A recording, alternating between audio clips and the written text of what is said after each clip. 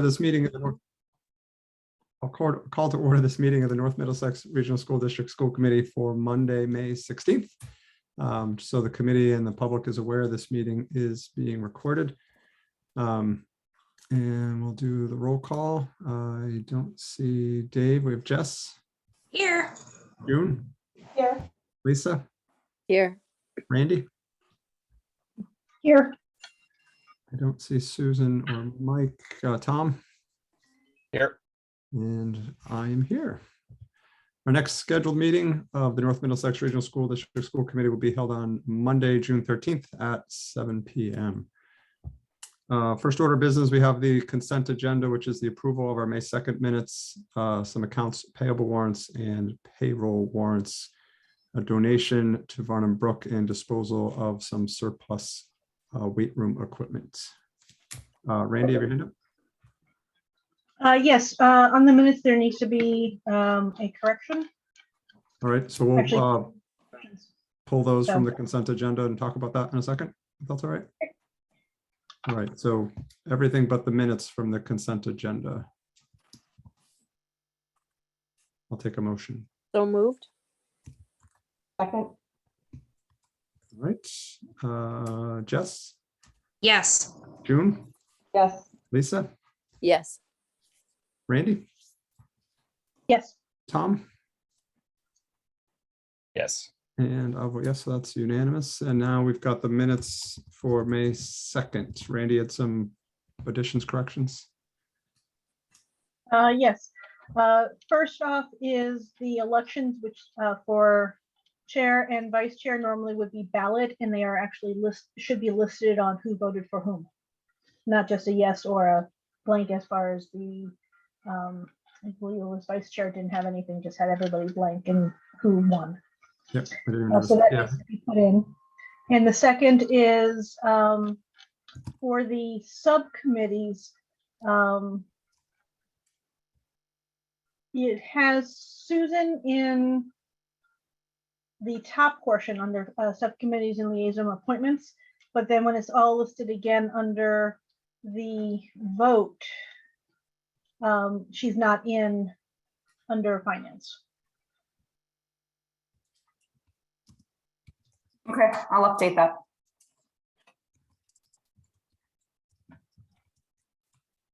And Robin, We'll I'll go send ahead. you, I don't think I'd sent you, so that's my miss on that. I don't think I sent you who voted for who for the vice chair, so I'll send you those emails. Great, thank you. You're welcome. And I also, under the subcommittees, it looks like the communication subcommittee was listed under the top section, but not under the motion piece. Now that I'm rereading that. I'll make the updates and share it with you, Craig. Okay, thank And you you. can review it before we present it next meeting. Perfect. Thank you. I did appreciate that, Randy. I've read them. I must have read them so fast I didn't even notice that. So thank you for that. Anybody else with any questions or comments on the minutes? We'll table those till next meeting. All right. Moving on to public communications. We did not have any public communications submitted for this meeting. So we'll move on to reports, chairperson's report. I just a reminder for the committee that the superintendent evaluation is coming up. So I will get the template and the supporting materials ready like I've done in the past, and I'll circulate that. And then superintendent, I'm assuming you'll have a self-eval and whatnot maybe for our next meeting. Yes, I was self-assessment. Perfect. And then other than that, just more for the community, just a reminder with graduation coming up to support and celebrate our wonderful graduates for the class of 2022. Next up, Jess, do you have a comment or a question? Sue Robbins is not a panelist. She's in the regular attendees, FYI. Oh, not anymore. Thank you.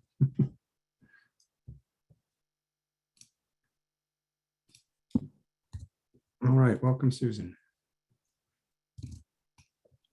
Thank you. Yes, I'm here. And I think, and I might have missed this at the very beginning, that I'm on the finance committee, which was mentioned in the top half, but not the bottom half. Was that already brought up? Yep, we pulled the minutes and we'll get those updates and approve them next meeting. Okay, thank you. You're welcome. All right, next up is the student representative reports. Mr. Charlie Desjardins. I always pronounce your name wrong, but you're up. All right, perfect. Hello all. We're kind of winding down for the year now, so things are starting to get less hectic after AP testing and everything.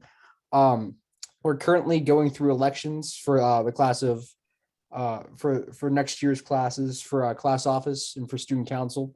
So student leadership, those elections are running, I believe, tomorrow through Monday. So those are exciting.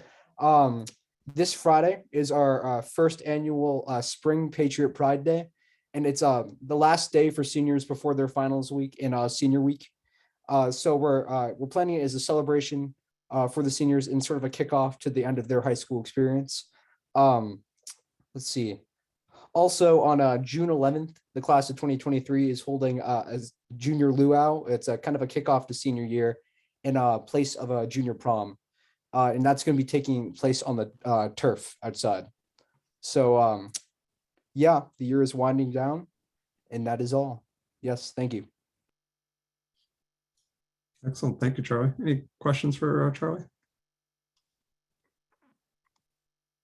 All right. Well, you're in the home stretch of the year, Charlie. So Thanks, you very Charlie. much. Thank you. Appreciate it.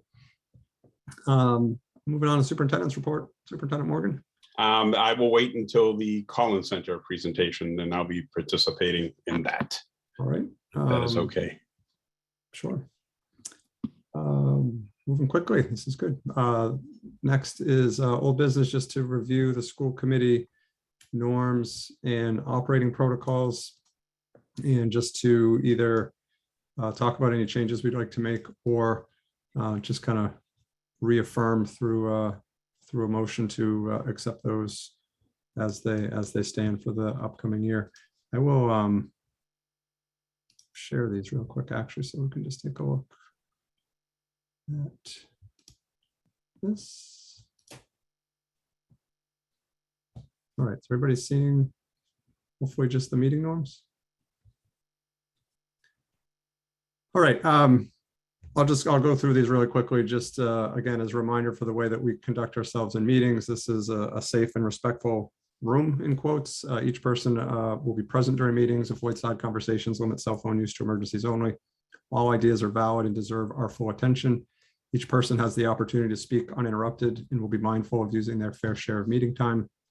We're here to focus on the growth and improvement of NM, our students, and the community, not place blame. And the last one is members will raise issues of discomfort with other members within 24 hours of the meeting and commit to letting the issue go after the discussion has taken place. Any comments or suggestions, or if folks are good, then we'll move on to the operating protocols. I'll give folks a minute to think about it.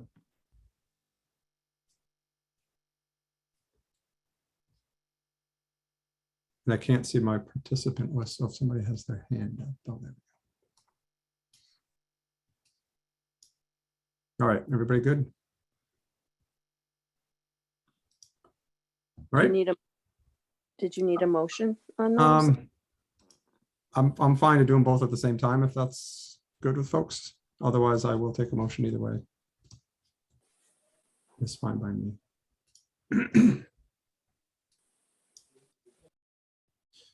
All right, that's not the right screen.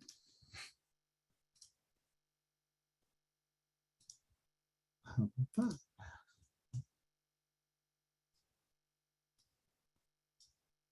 All right, everybody seeing the operating protocols?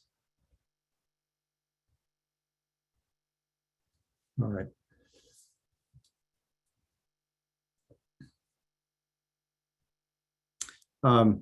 So for our operating protocols, this kind of outlines what we, again, as a committee will do. So the role of the committee, we approve educational goals, standards, establish policy, set budget, hire and evaluate superintendent, approve appointment of the assistant superintendent, special ed director, school business officer, legal counsel, physicians, nurses, attendance officers, and we are the employee of record on collective bargaining agreements while representing the needs of all students. The committee will conduct its business through a set agenda developed collaboratively by the chair and the superintendent. Recognize that only the committee as a whole has authority. Recognize the importance of proactive communication and avoid surprises during meetings by attempting to provide motions, amendments, and documents ahead of meetings. Support one another as professionals, lead by example, assume positive intentions of all members, encourage debate and differing opinions. Avoid bias and instead consider research, best practice, public input, and financial impacts in all decision-making, and then support decisions regardless of personal opinion. RSVP to all meeting invitations to ensure quorum, respect recommendations made by subcommittees, recognize the importance of working collaboratively with member town officials to improve our district and actively seek ways to enlist their support for our efforts.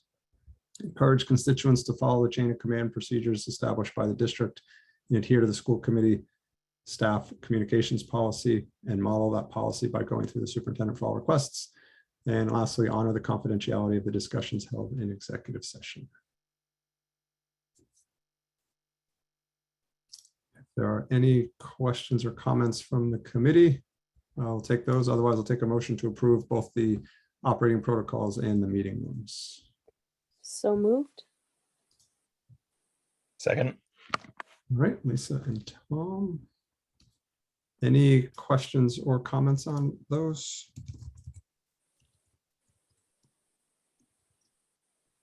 All right, Jess, Yes. June, Yes. Lisa, Yes. Randy, Yes. Susan, Yes. Tom, Yes. and I'll vote yes, so that is unanimous. Thank you. Quick and easy. Next, we have the Collins Center Facility Study Report, Superintendent.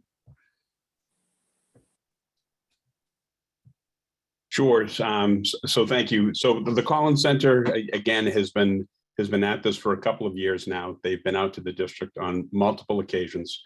They have visited essentially all buildings in Townsend and Ashby, with the exception of the high school. And again, really focusing in on Squanicook to look at space, Ashby to look at space, the condition of the building. Also looking at Spalding to look at space there, and looking at Hawthorne Brook as well with regard to potential upgrades that we may need down the road. But the facility study itself was to, again, look at whether or not we were using the facilities optimally for the school district, to look at space, to look at the conditions of the buildings, and to make sure that we were providing buildings that would best serve our students and staff. So at this point, it probably makes sense to turn it over to Michael. I see that Michael is on screen now down below, Michael Edwards from the Collins Center. Michael, is anyone joining you this evening? No, apparently Monday's a very popular day for school committees. So my other two team members are presenting in different parts of the state right now. So Okay, you excellent. just got me. Fantastic. Well, we're happy to have you. And Michael has presented to the school committee before. And just for those of you that may not be aware, the Collins Center is, again, it's out of UMass Boston. It is made up of both educators and non-educators, and educators and non-educators took part in this facility study. We had actually two facilities managers or facilities directors from public schools come out and take a look at NM and look at our buildings to, again, provide condition reports and to make sure, again, that we were using the properties to the best of our ability. So I can turn it over to Michael now. I can certainly share as needed throughout the presentation, but it would probably be best to start with Michael now, and he has a pretty lengthy slideshow to share. Well, don't let that scare you. A lot of it is, some of it is information you've seen before, and some of it I think we can move through relatively quickly because they're updates on things that you've seen before. I think, I don't know how you normally would handle something like this, but I am perfectly fine with being interrupted with questions and clarifications. Want to make sure this is, open to challenge us on everything. I mean, we basically look at things from a data perspective. Like Brad mentioned, we've been looking at this for a little while. We had some interruptions along the way. But I think that waiting until we had some additional good data, waiting until we had some updated enrollment information, and really being able to get a good handle on the facilities, we've got I think a very comprehensive report to deliver to you that's got a lot of information. Like Brad said, I've got about 65 slides, but I'll blow through quite a few of them really quick. If you want to stop me, again, please do so. Like Brad said, we've ultimately had a team of about 6 people in and out on this project. And probably the 2 most critical recently have been our facility people, and a couple of our superintendents have been doing quite a bit of work. But we're going to give you today kind of the high points and the summary information, and then again, invite you to ask any questions. So Craig, I do appreciate you mentioning the rules and protocol at the front end, because it reminded me to turn my phone off. Since I've been talking, I've had no less than 6 calls from my kids who are about 50 feet that way, and apparently in some kind of a fight. But hopefully it doesn't spill over this way. No worries. I see Susan, you have your hand up before we let Michael get into it. Sure. Yes, really quickly from the recap that Brad just provided, it sounds like the scope of the study was Ashby and Townsend, and that Pepperell really wasn't part of the scope. No, I think ultimately, and I'll get into this when we go kind of towards the tail end of the presentation, and I cover some of this at the front. We looked at the entire district, and let me jump forward just a little bit. Can I interrupt for 1 second? Oh yeah, I need to be able to share my screen. Sure. So while Michael's doing that, this study actually was applied for through Pepperell. So it was an entire district study, but it really was, as far as in all the properties were looked into. But I would say the lion's share of the time of site visits was actually in Ashby and Townsend, although Pepperell was a part of it as well. The lion's share of those visits were on site in Townsend and Ashby, at least towards the tail end they were, once we really became aware of what we had for space and what we needed for space. Yeah, and I'll, as soon as, Robin, do I need to be allowed to share my screen? You should have access now. Okay, there we go. Okay, are Perfect. you looking at the presentation right there? Okay. Yes. Okay, so again, just to give kind of an overview, what I wanted to cover tonight was really just a recap of what we talked about when we met the last time and took your initial feedback, give you an update of what we've been doing since that time, and then really the meat of everything is going to be the key findings and the alternative scenarios. But I wanted to spend a little time after that talking about kind of how we got there, because like Brad said, we started looking at everything, and obviously everything is an enormous amount of material. So we went through a process of doing the initial site evaluations, looking at the documents that were out there, and then looking at all the demographic, the enrollment trends, and trying to help focus us into what we ultimately determined was a facilities and a district footprint issue driving cost increases on a per pupil basis. To get to that point, we took a step back after meeting with you last time and really engaged in a pretty robust comparative analysis with a cohort of districts that were similar to NMRSD, and also compared to the state, looked at demographics from a state comparison and a district comparison and a regional comparison looking at the county. And then obviously since then we've had updated enrollment projections, we've had some new information. There's been some short-term evidence of some growth in some communities.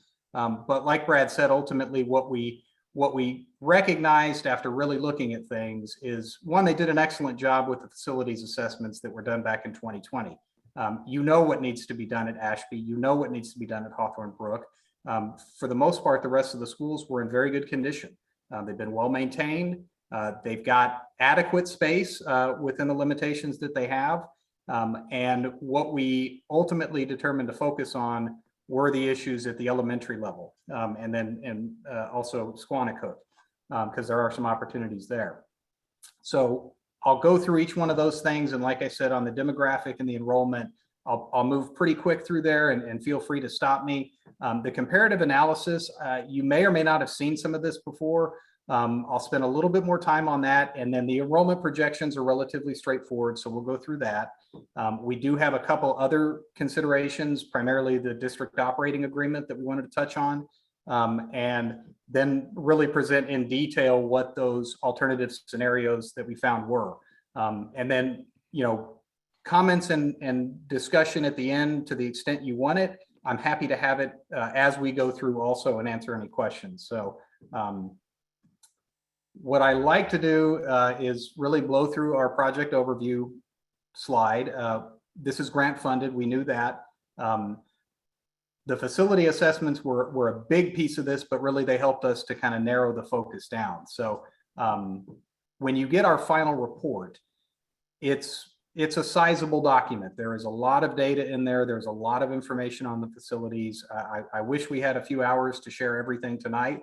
But I'm just going to try and hit the high points. But anything that you want to ask now, feel free. But again, there's going to be an enormous amount of information in the actual report that you'll get.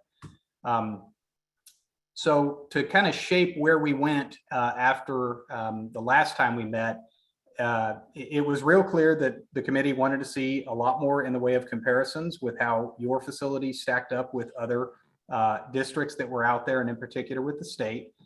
There were a lot of questions on trying to get a complete picture of what was necessary at Ashby. And I understand, Brad, that you've had some tours out there, taken all the school committee members out there and shown them the facility. So I'm hoping nothing is a surprise in terms of the condition.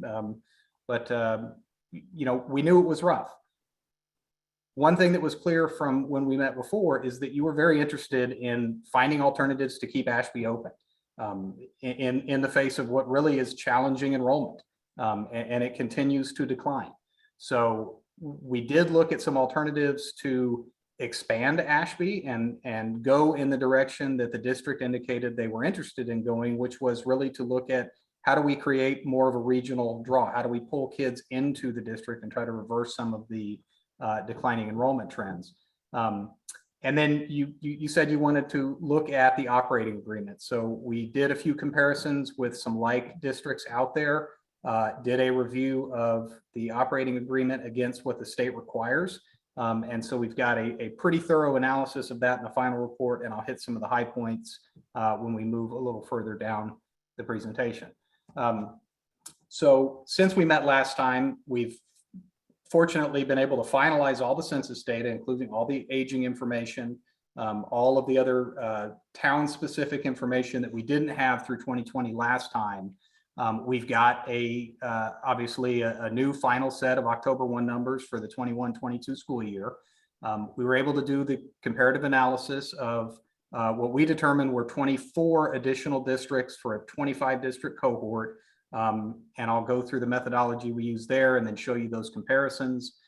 We've been back on site 3 times with our team, and most of that time was spent at the middle and elementary schools, and of that, most of that was spent at the elementaries and at Squanicook. We've also been able to get the state finally released their construction cost data information for the last year, and as you would guess, everything's gone up. No huge surprise there, but we actually had some data that we could kind of backfill those original facility condition assessments with and get some updated numbers for you to look at those projects, plus be able to give some relatively accurate kind of 5,000-foot views of the alternatives for some total costs for those. And then we've developed the facility alternatives, and we'll go over those just a little bit on the next slide. So no big surprise, the population data, now that it's been finalized, shows more or less exactly what we presented before. You've got a significantly aging district, and it's getting progressively worse over the year in terms of the age shifts. It's growing higher in certain towns, but again, it's a population of people that are not producing school-age children. So we haven't seen really any indication that that's going to change. There is some anecdotal information that we might have some small, potentially, we don't know if they will be sustained, but some small growth patterns that are emerging. And then the enrollment changes that you guys had in 2021, 2022 seem to have largely bounced back from the COVID impact. You had a lot of your homeschool students came back. You've had some areas of growth, but by and large, it's less than it was in 2020. And so that's a little bit of a concern also. So when we did the comparative analysis, what we used that for was really to try and pinpoint the areas we needed to look different or a little bit deeper at. And it's clear, and you'll see this in some future slides, it's an operation and maintenance and it's a district footprint issue. You have, relative to your peer districts, a lot of space. You cover a very large area, but you occupy an enormous amount of square foot compared to the other districts. And so looking at how those facilities are utilized might be one of your few alternatives to really identify operational cost savings. Ashby, as you know, is now down to, and Brad, I think I have this right, you've got basically single grades or single class for every grade but one. So moving into next year, there will be one grade that will have two, and the rest will be single.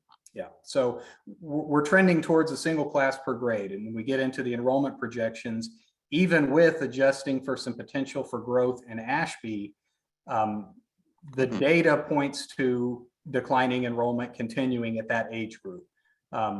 And you'll see when we look at the enrollment projections and how that impacts facilities, within a couple of years, you're down to single class per grade.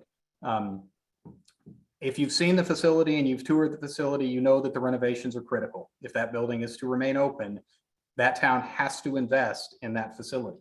And as we'll talk about when we get into the operating agreement, the way the operating agreement is structured, because that school is populated entirely by students from Ashby, the town of Ashby is responsible for that investment. And it is significant.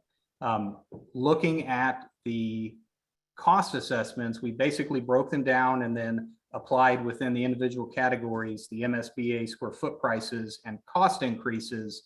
And basically we're at about 13.5% to 15% higher than the original total numbers that were presented. They actually came pretty close to hitting the mark with their inflation numbers that they put on there. But we'll go through those in a little bit greater detail. So like I said, we got 4 alternatives. Under any of them, I think that it's clear to our analysis, at least, that the lease with Keystone Collaborative probably needs to terminate. One, it's necessary space for any kind of expansions that we'll talk about in these alternatives. 2, you may need the space, you likely will need the space to do any of the renovations that, even if you stuck with a status quo, are necessary at Hawthorne Brook and at Ashby. I think the Hawthorne Brook renovations, you're going to have to offset some school children out of that building for that work. Ashby, I think you'll need to have engineers and architects weigh in, but I think it's highly unlikely with the mitigation and the demolition that needs to be done there that you can do that with students occupying the building. And it's not a summer project. So that is kind of embedded in all of our alternatives, is that lease runs its course and ends at the end of the next fiscal year. So alternative number 1, keep it exactly the way it is. Keep operating Ashby Elementary as Ashby Elementary. I'm sorry, Jess, I missed your hand. Yeah, I'm just wondering when the committee last toured the school. Is this a recent thing or is this a while ago? So I can answer that. So Michael, I did mean to chime in earlier. Essentially, school committee members that were on the finance committee were asked to tour the building. So it was a finance committee tour, essentially. You had to be careful, obviously, of creating a quorum and then posting a meeting where we were doing the tours essentially during the school day. So it was essentially the portions of the finance committee at different occasions, but not creating a quorum, if that makes sense. I would add Jessica or anybody else. If you are interested, we can certainly get something set up. Okay. Okay, so back to that first alternative, and I always throw the bottom line up to the front just so nobody's kind of waiting till the very end to get all of the information. Alternative number one, no change. You keep operating everything the way it is. You follow through with the scope for Hawthorne Brook and Ashby. Again, as the projections will show, our data indicates that you'll be moving to a single grade or single class per grade, I think by 2026. But in order to do that, you have to complete the renovations more or less to the scope that was recommended by the Habib and Associates report that they did. We've updated those costs. The total cost on Ashby comes to about 4.7 million just for Ashby. You'll note when you compare that with the condition assessment, their cost prior to escalating for inflation was around 4.1. So we've got about a 13.5% increase overall. The scope of the work, there is some items that we'll note in our report that we think were missed in the original scope or maybe not estimated properly. So we've got those, in our opinion, pulled back out in the report. And we made a few adjustments for that. But basically, this is demolishing the wing, doing the necessary renovations. There is a lot of accessibility work that needs to be done. And that's one of the areas that we felt the assessments didn't fully capture is the need. The scope of the work that you have to do there is going to be of a scale that it will virtually trigger 521 CMR requirement or compliance on everything.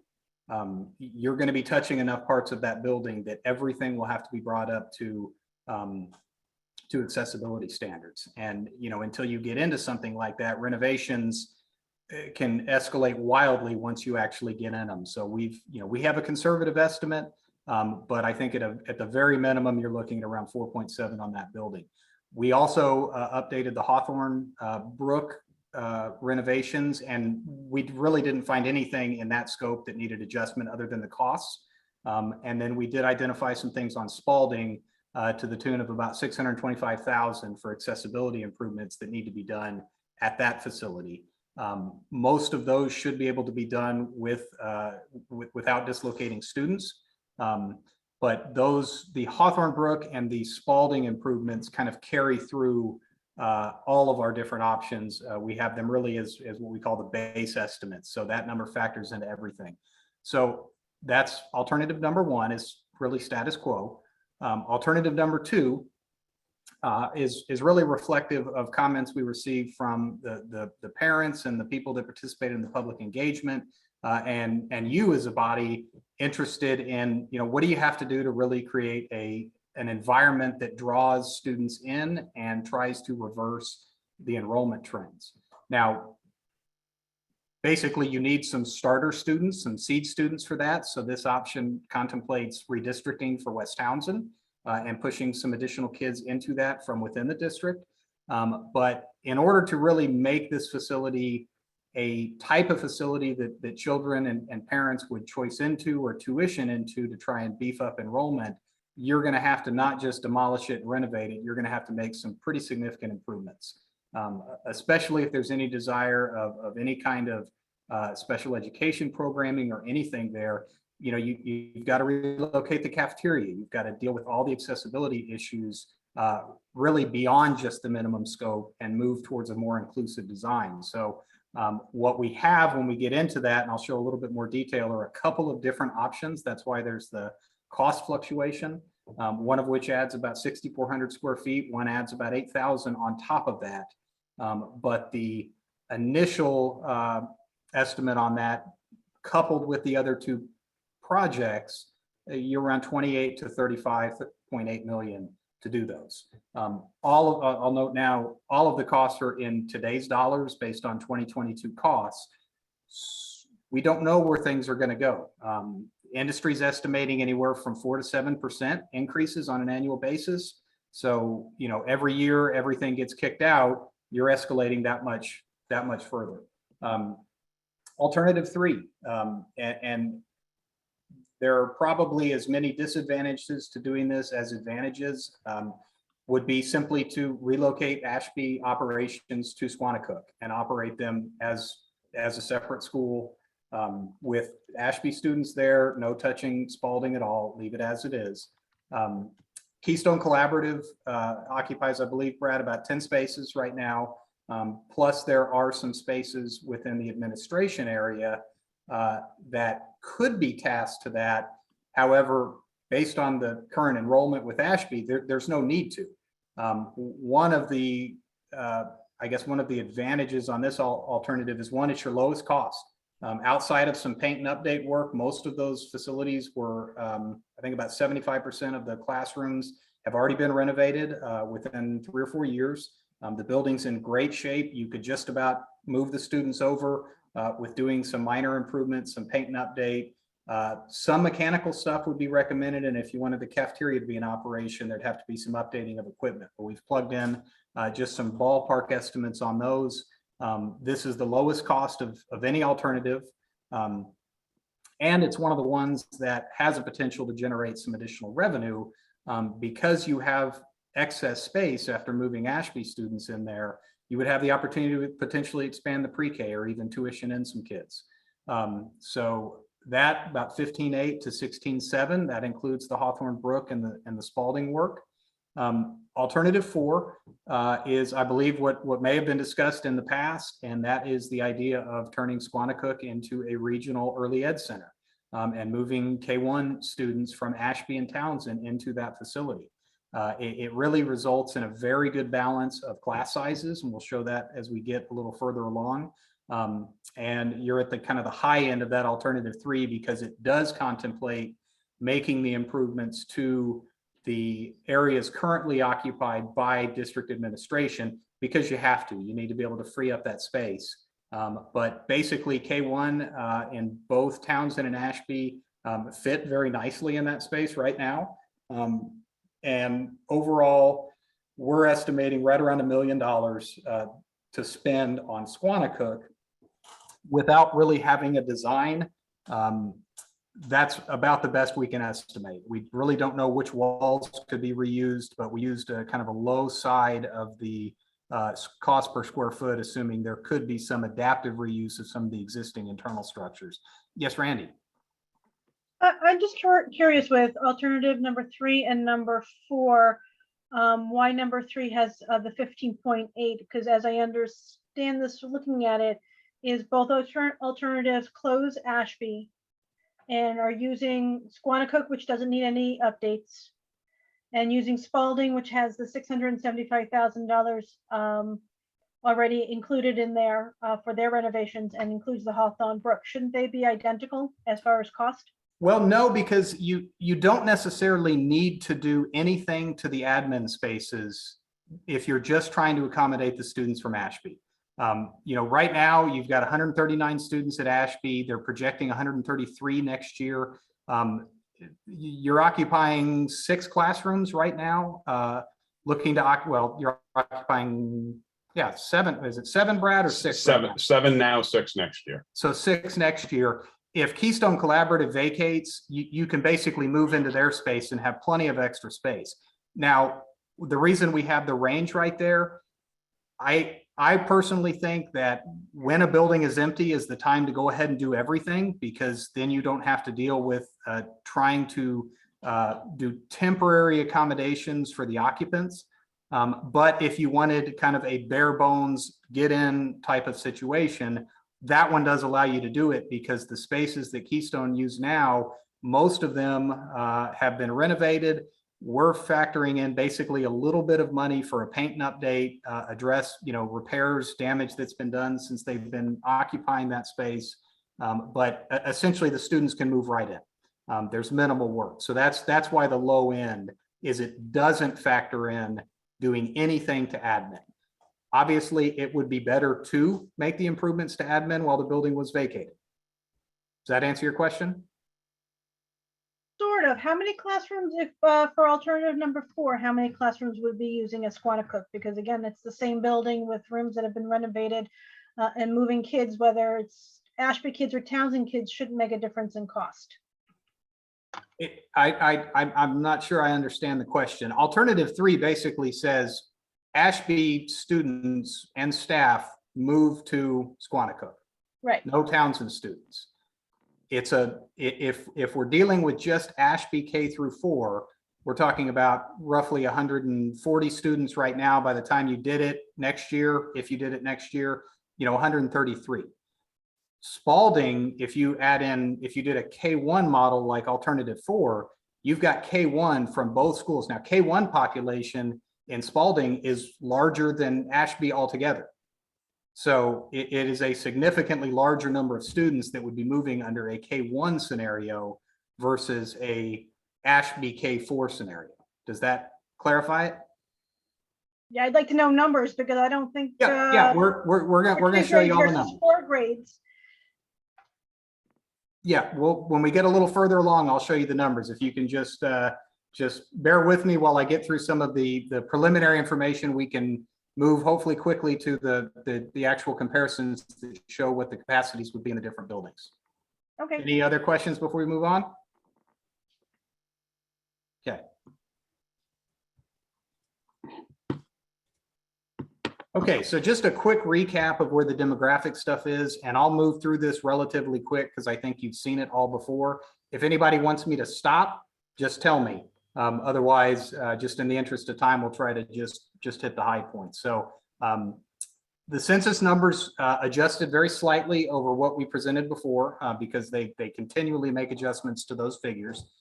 We do have a very minor amount of growth over the 2010 to 2020 period. But as you can see, when we compare to the county and we compare to the state, we're almost flat in the district towns. That is roughly a third of what we're seeing across the county, and less than half of where we're seeing in Massachusetts, even at the highest growing town that we have. But there's very little to indicate that this trend is changing. We've got probably a more concerning issue of median age and aging within the population. So here we just see Ashby, Pepperell, and Townsend significantly higher than what we're seeing across the state. So this is just a real quick comparison, and you saw this before in a 2010 to 2019 comparison. This takes us up through the actual census data, and it shows that those earlier estimates were accurate. We have the age 55 and up that's not necessarily making new students for our schools, rapidly growing compared to the other demographic groups. To compare with the state and the district, they didn't have county aggregate numbers at the time, and they didn't have a good way to filter everything out for county, but the bright green line in the middle is the state.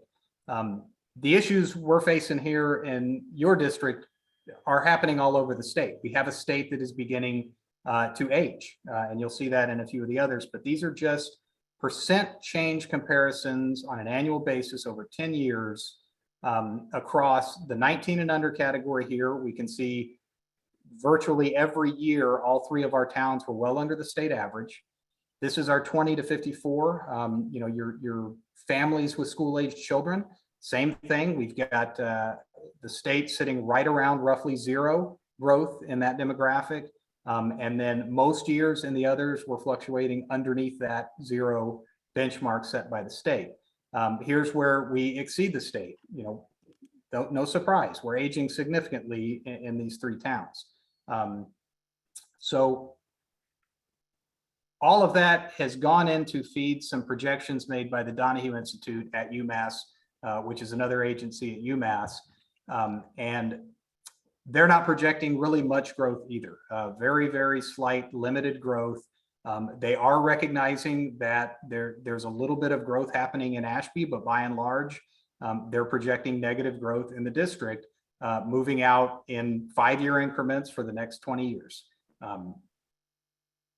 Who knows how accurate these are? But again, they're based on existing data, which is all we can base projections on. But we're not finding a whole lot of signs anywhere that show we have the kind of growth necessary to reverse the overall demographic trends and ultimately the enrollment trends that you're seeing in the district. So your district is shrinking on a student basis. So how does this impact our enrollment? And again, I think you guys saw a pretty good update. I know Brad's done some updates on enrollment, but here is just our district growth rate looking at our enrollment comparison. And you've seen this before. We added 2020 just so we have a good comparison with where we are now. But again, minimal growth across all three towns. Did I hear a question? Or it could have been a cough. So here we're just looking at foundation enrollment history. And I know you understand the difference between foundation and your actuals, but we wanted to look at this really to give you an idea what the market for students was, to use that term. You know, how many school children are in the district? So, you know, foundation enrollment basically are all the students for which the district is responsible for, not necessarily the ones that are enrolled. So these are your kids getting placed out of district. These are homeschool. All the ones that would be available to be drawn into a school if you were to look at any kind of option to increase programming or create some kind of a program draw for students.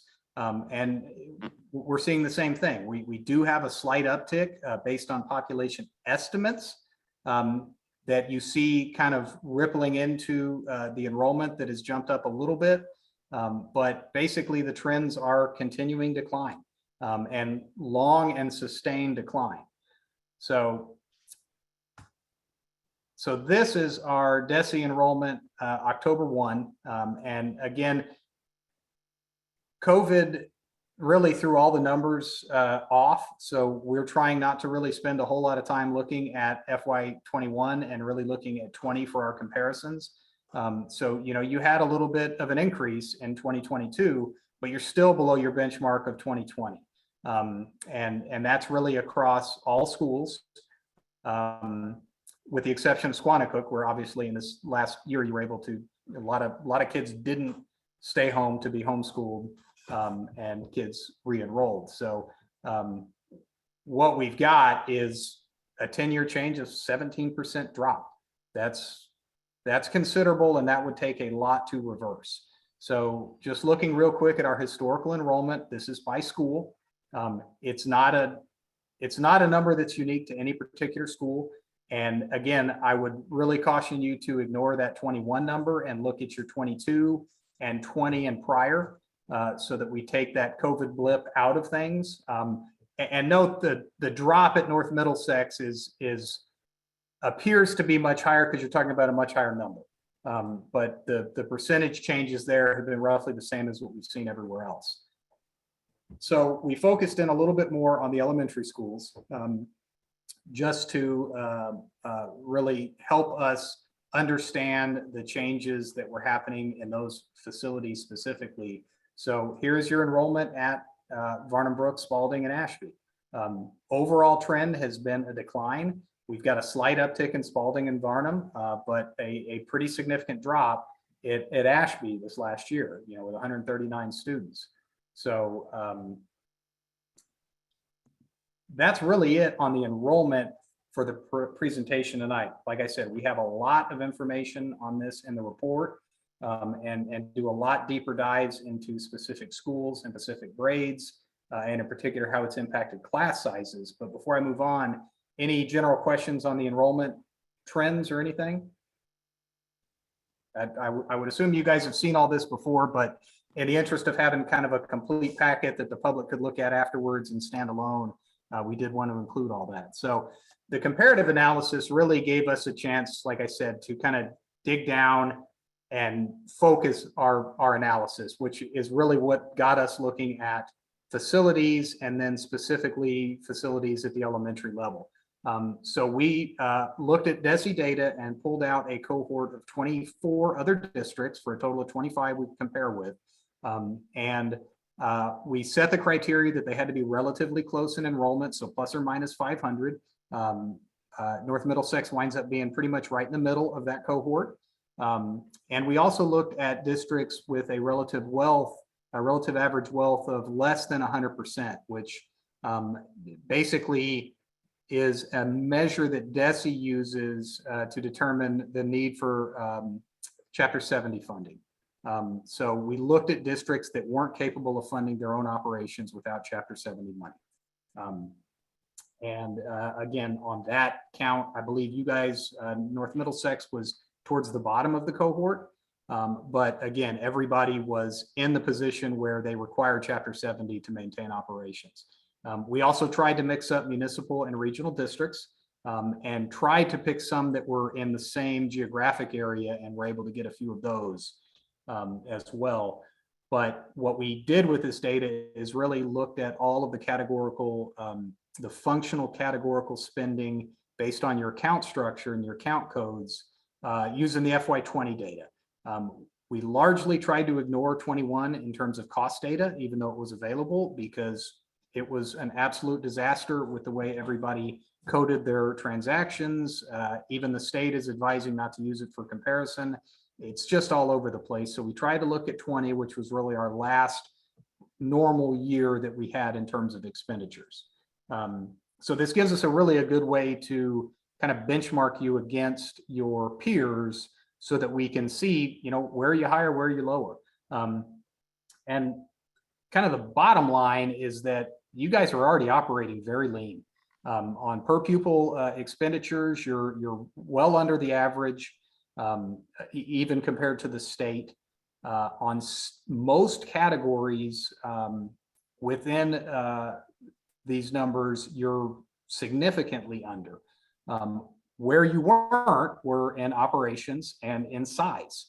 That's really where you guys exceeded the average. So that gave us an idea of, there's really not a whole lot of reason to spend an enormous amount of time looking at every little aspect of your costs, because there's not a whole lot of meat on the bones relative to your peers. Your savings are really in your operations cost and the square footage of facilities that you're operating, based on the way that they're being utilized now. So this let us kind of refocus. So total expenditures per pupil, again, the red shows the average of the cohort, green shows where the state is. You're under both, and pretty much right smack in the middle of your overall cohort. So this is an indication that you're not really overspending in any particular areas when compared to your peer districts. In district, it even drops a little bit more. But again, we see, well under the state mark and under your peer jurisdictions.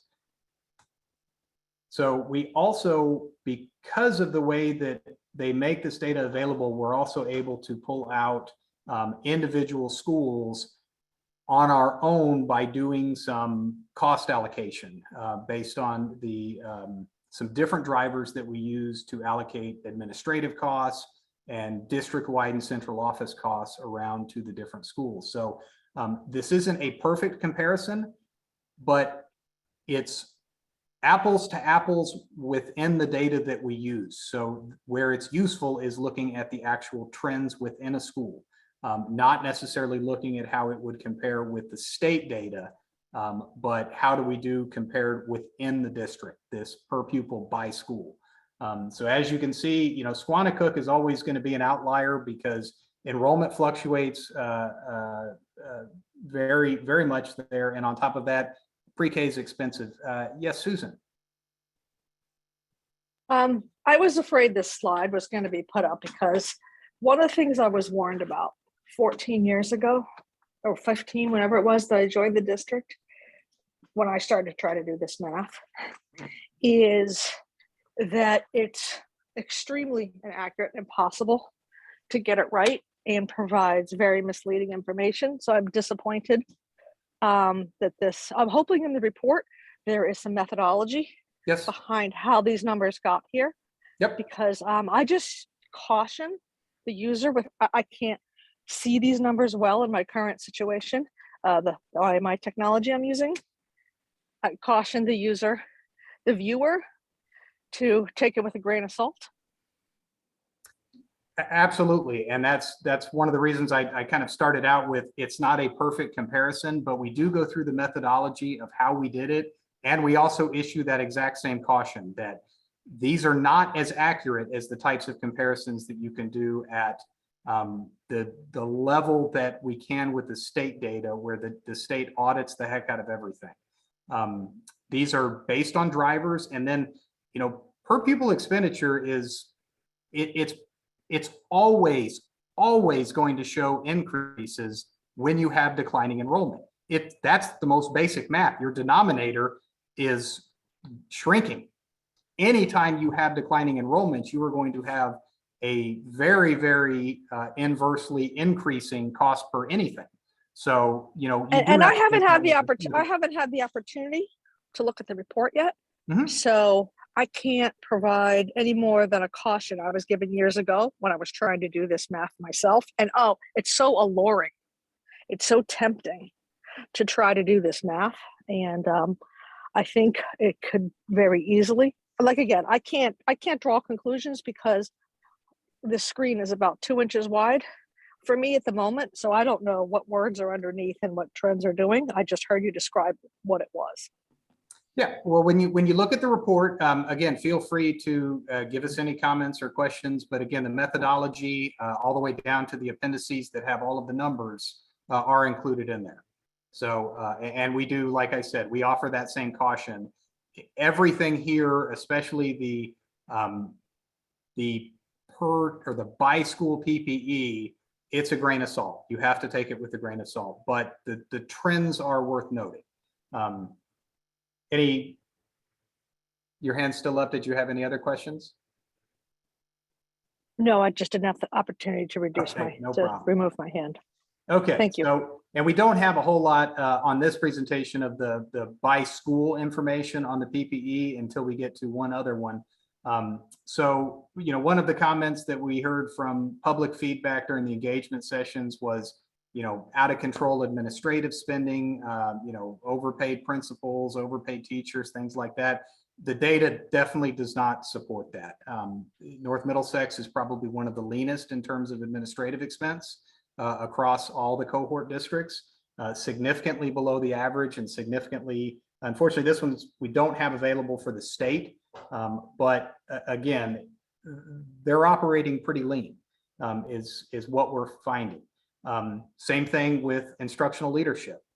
At the school level, significantly below what the average is, in fact, at the bottom of the cohort. So I think this helps to calm some of the comments that we got during public engagement of, you know, administrative costs and leadership costs running out of control. So I don't think the data supports that, and we felt it was important to show that here. Instructional expense.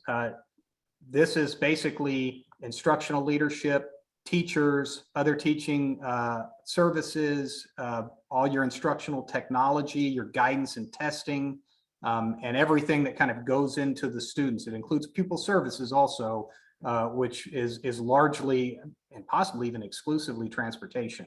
But again, below the average and towards the bottom of the cohort. So as one of the largest single contributors to the overall per pupil expenditure, there's not much room there if we compare with our peer jurisdictions. Despite all this, you're able to maintain lower student teacher ratios than all of your peers and the state and the average. So that's what we're showing on this slide.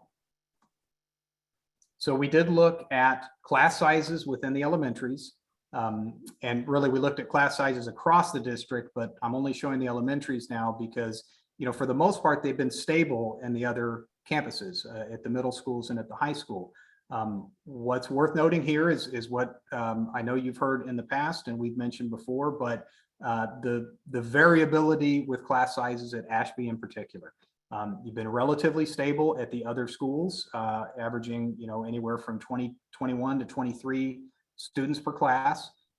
At Ashby, in some cases, you know, we're down to 16 in our fourth grade and 18 in first grade. So you've got multiple classes right now, or multiple grades within a single teacher. So these are actually all the 2020 data. It is dropped. I believe the class sizes have increased for 2020 across the board, except for one class or except for one grade.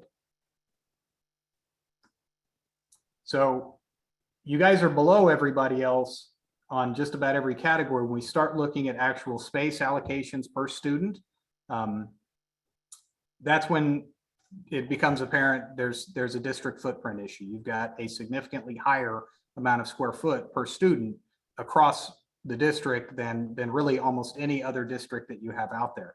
And actually your number goes up a little bit if we add back in the closed portion of Ashby, which we removed from this just out of fairness because it's not really contributing to anything.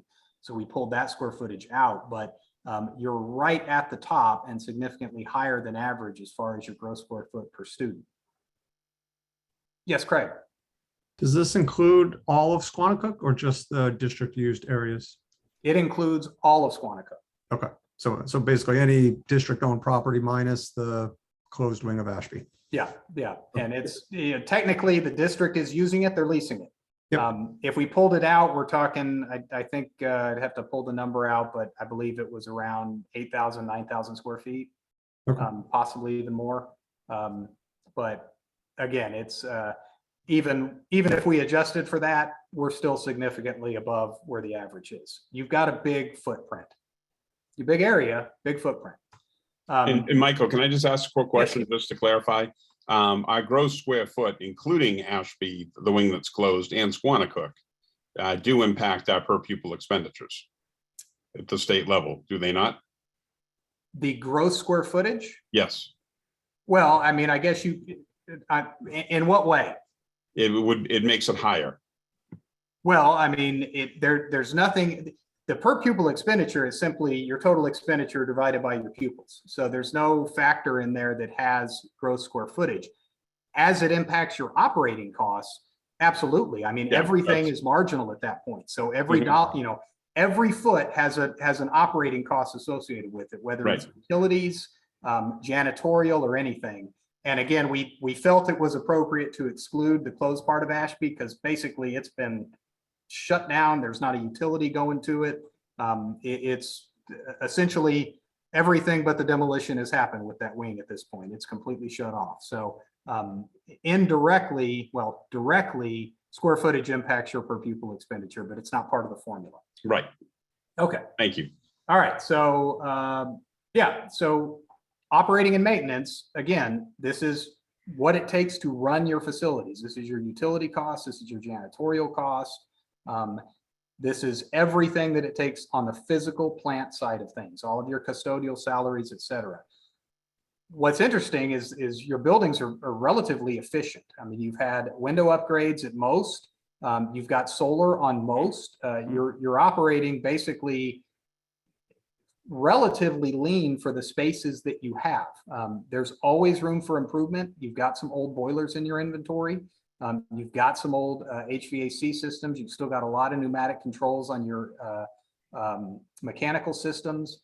So there's opportunity there, but ultimately we feel at least that it's most reflective of square footage and the need to really consider taking some offline. Okay, so this is just looking at, again, the operating and maintenance per pupil. Again, it's weird math because your denominators have been dropping, which is relevant when you're looking at it at a trend comparison, but excuse me, I think I just jumped forward. Okay, so, but this is useful as it is right now because it gives you an idea about how much you're spending to maintain your buildings per each student that is using it.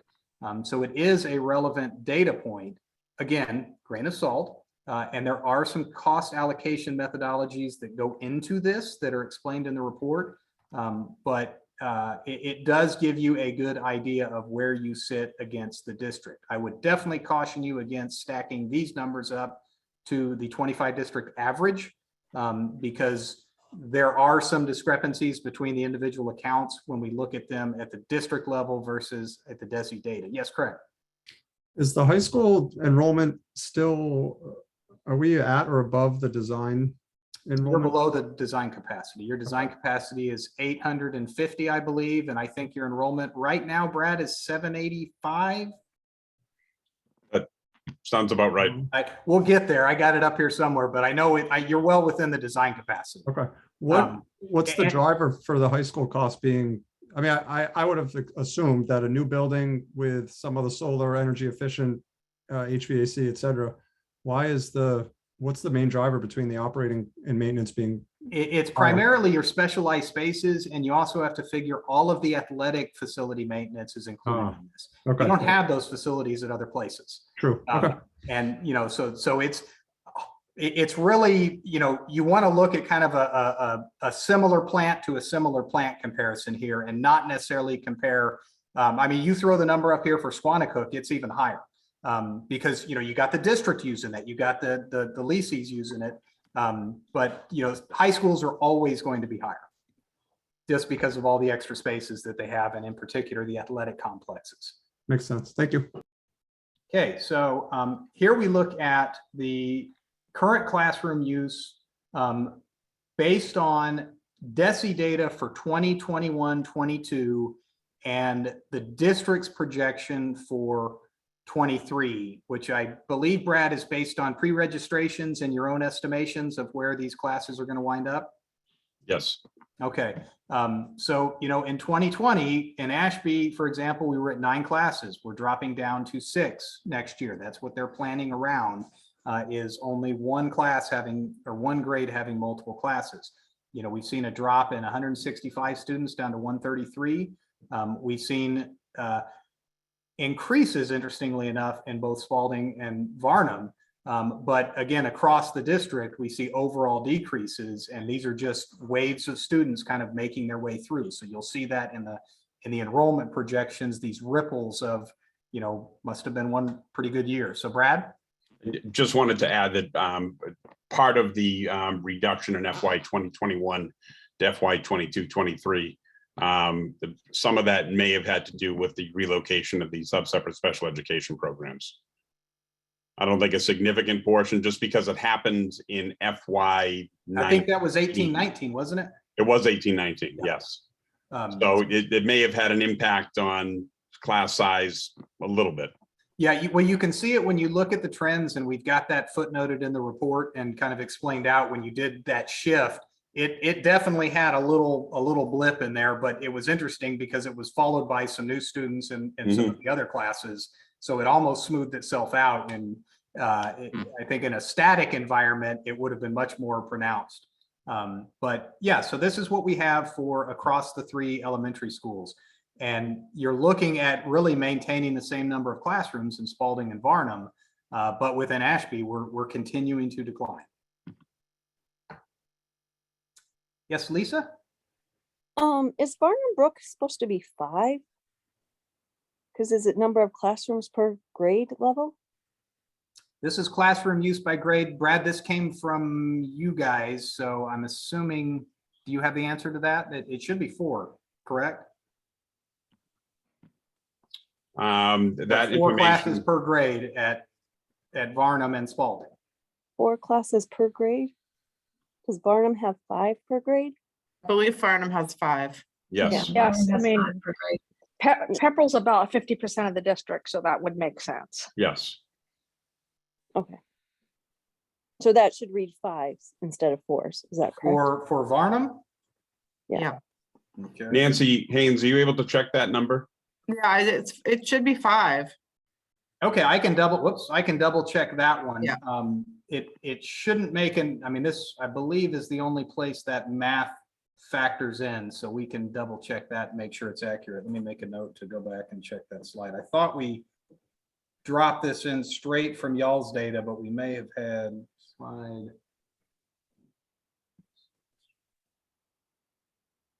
One second. Okay, we'll make that change. Sorry Okay. about No, I'm guessing the error was probably on our end, but I know that we've got Ashby and Spalding right. Does that make sense? Yes. Yes. Randy? I guess if you're double checking data, excuse me, Ashby in 2020, in FY21 went up where every other school or both the other schools went down. And then there was a drastic drop in 22. Was there a typo? Was it supposed to be 127, not 172? It seems really odd that there's that drop there. And if the programs moved in 18-19, then there's no reason why there is that huge drop in 22. Let me double check that FY21 on that also. Actually, I can possibly, I may be able to come back to that while we're in this, but it may be that we've got a couple of cells wrong on this spreadsheet. But I know that we're accurate with our number of classrooms for Ashby. I may have the enrollment 172 wrong right there. Anything else? If we've gotten this far along and I've only got 2 typos, I'm doing okay. Brad, your hands up? Up. Okay, so moving on, we did, and this again is everything's with a grain of salt, but within that cohort, we looked at the campuses that had K-4 exclusive schools and just did a real quick comparison and looked at square foot per student, enrollment sizes, just across the schools that were basically the same campus model as what we have within the district. And, you know, the only thing that really jumps out is, again, we've got a lot more space allocated on a per student basis at Ashby than we do across our cohort schools. Granted, this is only a comparison across 7 schools, but we tried to keep only the ones in the cohort that had the same campus model, so we had a good use of square footage to compare to. Yes, Randy. I just, we keep talking about the square footage of Ashby, and I just wanted to double check, does this have the wing that's going to be demolished in square footage, or does it not? No, we removed that. We're using 42,400 square feet for Ashby right now. That takes offline the 8,000 square feet addition or wing that is currently mothballed. So we went ahead and just removed that from every figure. Thank you. So right now, I mean, Ashby has, I know we just double checked this, Brad, 3, I mean, you've got 10 available classrooms. We're using 7 of them right now. Okay, so that's Ashby, and that's what the asterisk there is, just noting that we've adjusted the square footage. And then again, note, you know, next year we've got declining enrollment even further, so that square foot per student is going to continue to go up. Yes, Randy, did you have another question? Oh, Sorry, just forgot to lower my hand. that's okay. I do that all the time. So we also looked at within that same cohort, there are 43 schools within those 24 other districts that hold K-4 students. Some of them have pre-K, some of them have grade 5. We adjusted to exclude out the enrollment because really we were just interested in seeing what's the average enrollment at K-4s across the different schools. And again, we've got an average across all of them of 306, median of 292, so a good distribution around that average. Enrollment ranged anywhere from 161 to 593, and Ashby was 165 in that year, so they're not the smallest. They weren't the smallest. Now, if we look at current enrollment, they're by far the smallest of all of those schools. Of course, we don't know what some of those other districts have done in that time, but you know, this is just an indication of where enrollment sits K-4 comparison with those other districts. No questions on that? All right, so now we look at the enrollment projections. Enrollment projections are what they are. They're guesses, and they're basically relying on past trends, unless you have better data, which in a few cases we do, and we were able to make some minor adjustments, but by and large, we use the industry standard, which is the cohort survival method. Basically, you're looking at the number of kids that survive into the next grade and stay with the district. And in some grades it goes up, some it goes down. But on average, at least out a couple of years, it winds up being relatively accurate. But I will caution you, it's useless at year 10. And The NASDAQ enrollment projections use the same methodology. They don't do the adjustments that we do or that we did on these because they don't have kind of that low level local data. But by and large, we left for the towns of Pepperell and Townsend. We left their enrollment projections based strictly on cohort survival. We made adjustments on Ashby to adjust upwards the growth trend. Because there is some anecdotal evidence and some hard evidence that Ashby has seen a little bit of growth over the last year or two. Everybody's mentioned the construction happening. They've had a little bit of a blip in construction permits. We've got a slight increase in new births. We've got a slight increase in the total number of school children per foundation enrollment from the town of Ashby. Is that sustained? We don't know. And we have really no way of knowing. Based on some just preliminary looks we did, most of the new kids that were coming in were hitting the middle grades, not necessarily Ashby Elementary, which is why we have this growth, but we still have low enrollment at the elementary level. But we did feel it was appropriate to make an adjustment that really exceeded what the population estimates were going to be for Ashby, and we've reflected those in there. It's a 2% increase as opposed to what would have been around a 2% decrease. So a total of about a 4% swing.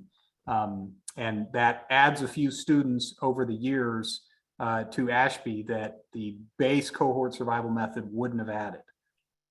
Any questions on the proposal, the projection methodology? So here's where we are projection wise, and note also that we held Squanicook static. Basically based on the enrollment trends that are there, but also program capacity there is limited. You've got a wait list now, and you're basically staying more or less hovering around where you are. And other than last year, that's been relatively consistent over the years. So what we have kind of moving forward, and we're only displaying 5 years worth of the projection. The FY23 number is, I think, within one number of where Brad, your enrollment projections were. We did we added an extra student that you guys had as TBD for Ashby. We went ahead and figured they were going to, we wanted to err on the side of growth in Ashby just to see where things might go. But again, we're relatively flat looking at cohort survival based on historical trends. They are what they are. They're not entirely accurate, and anything can change in any given year. And really impact the number of students you have. And one of the recommendations that we'll make when we get we're presenting alternatives for facilities, but within all of them, we are going to be making one recommendation, and that is that the growth in Ashby be studied a little bit further, really from a land use planning and zoning perspective, just to see if what's happened in the last year is an anomaly. So these are our enrollment projections. There's not a need to spend a huge amount of time on them. We go through them in detail on a by school, by grade, by class function throughout the report. So that's really it in terms of where the enrollment projection goes, where the trends are going demographically, and what we think is going to happen to future enrollment.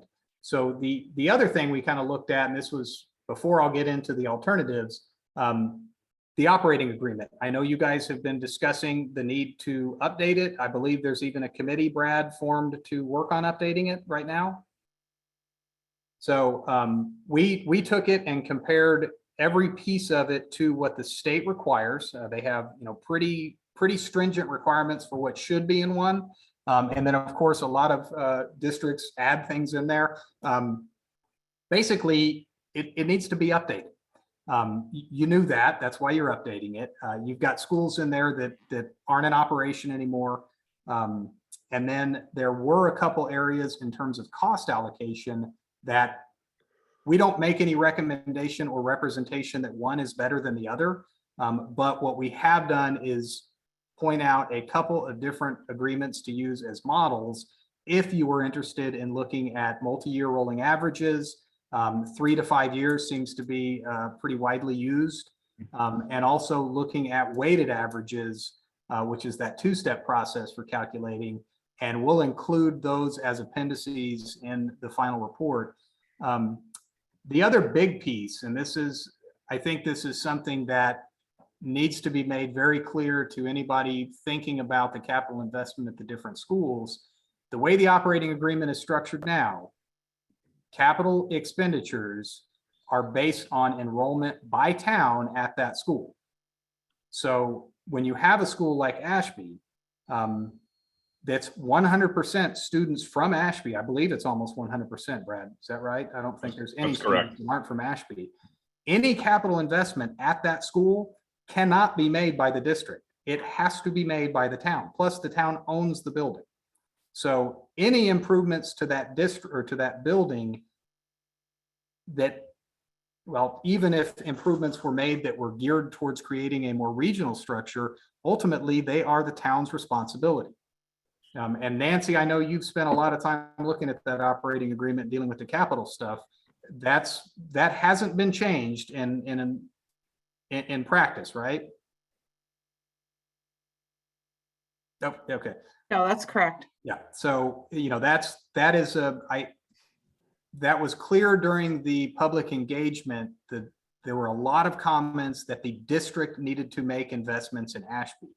By the operating agreement, the district cannot make investments in Ashby outside of operations and maintenance. It can change, the school committee can recommend to change the operating agreement to change that cost allocation, but that has to be approved by all three towns. So the district's hands are tied in terms of capital investment in Ashby Elementary. Yes, Randy. I just wanted to clarify. We cannot make investments in any of the schools, not just Ashby, because of the enrollment. Any debt incurred is assessed to the towns.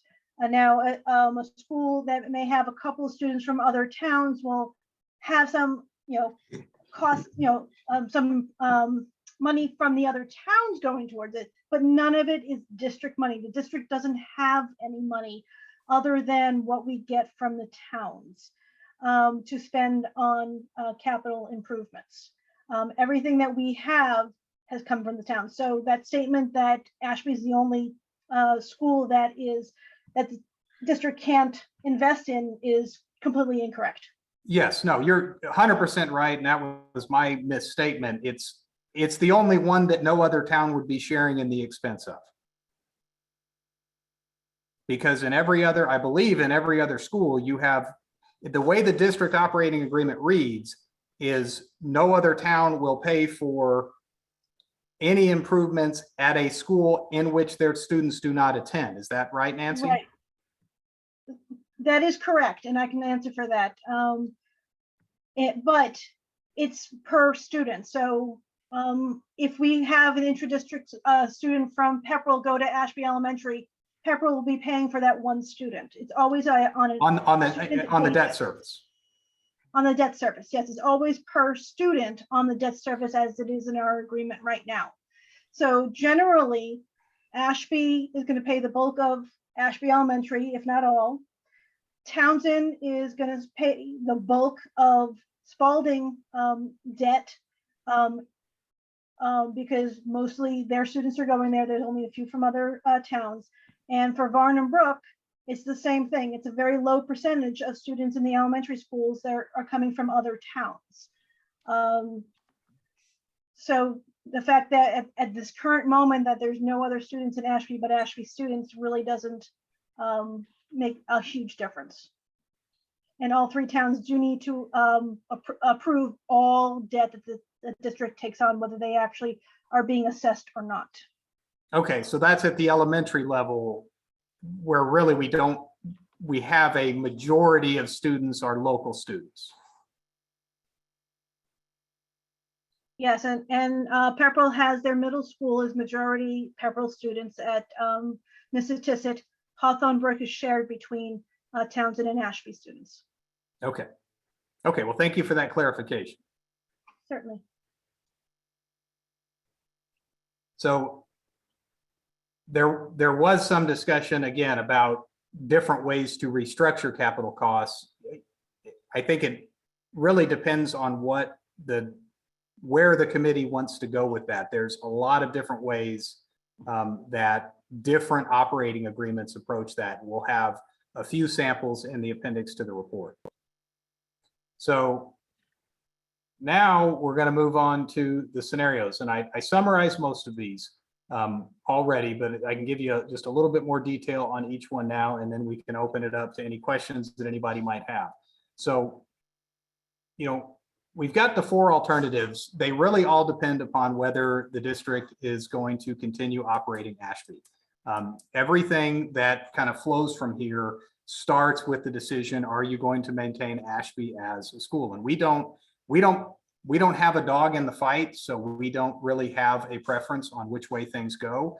But that is very clearly the dichotomy, that you're making your decision based on what you do with Ashby and how you see the future of Ashby Elementary.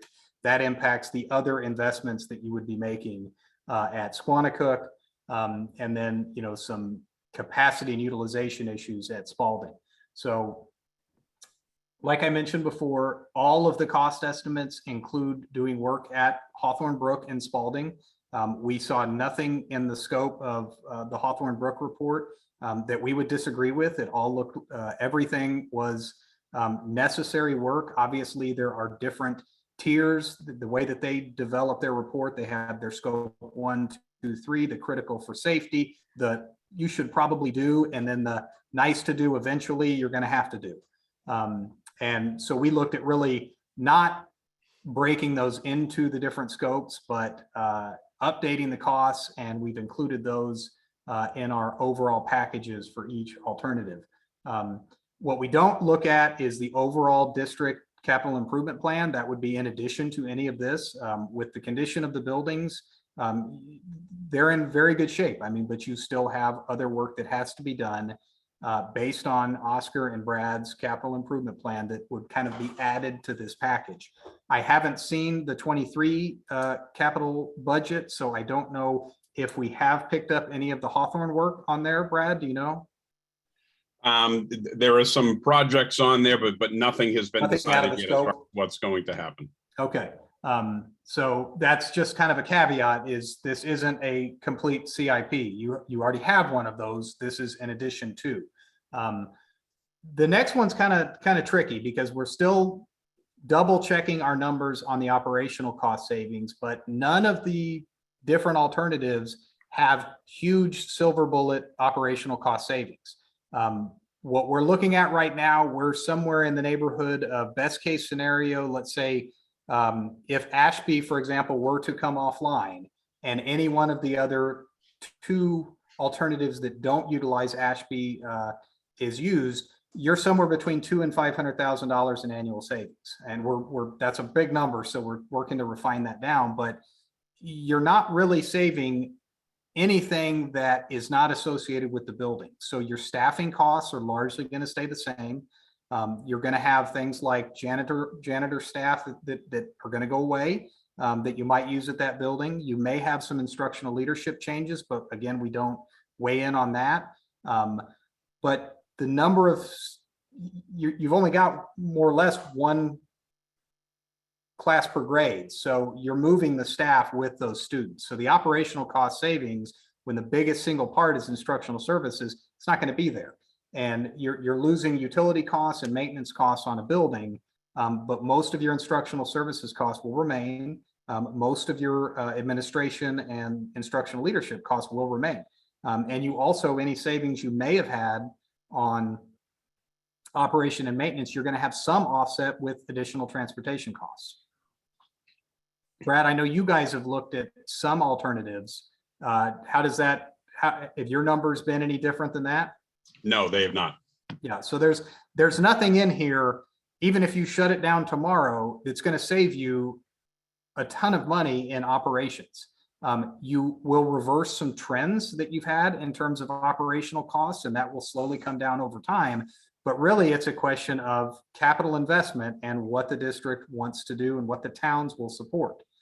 So those are the real choices, is around the level of capital investment, and not just the level of capital investment, but who is going to service the debt for that capital investment? Is it going to be shared between the towns, or is it going to be borne by one? So we did, like I said, we updated the Hawthorne Brook, and we pulled all the most recent MSBA data that was out there, and then we used that data also to estimate a few of the different facility scenarios that were out there. And I'll go through those in a little bit more detail as we move on to alternative one, which is running our current program. Renovations to Ashby per the scope. Building was originally, I believe they projected about 4.1 million. We've adjusted that up to about 4.7 based on cost escalation trends in that MSBA data.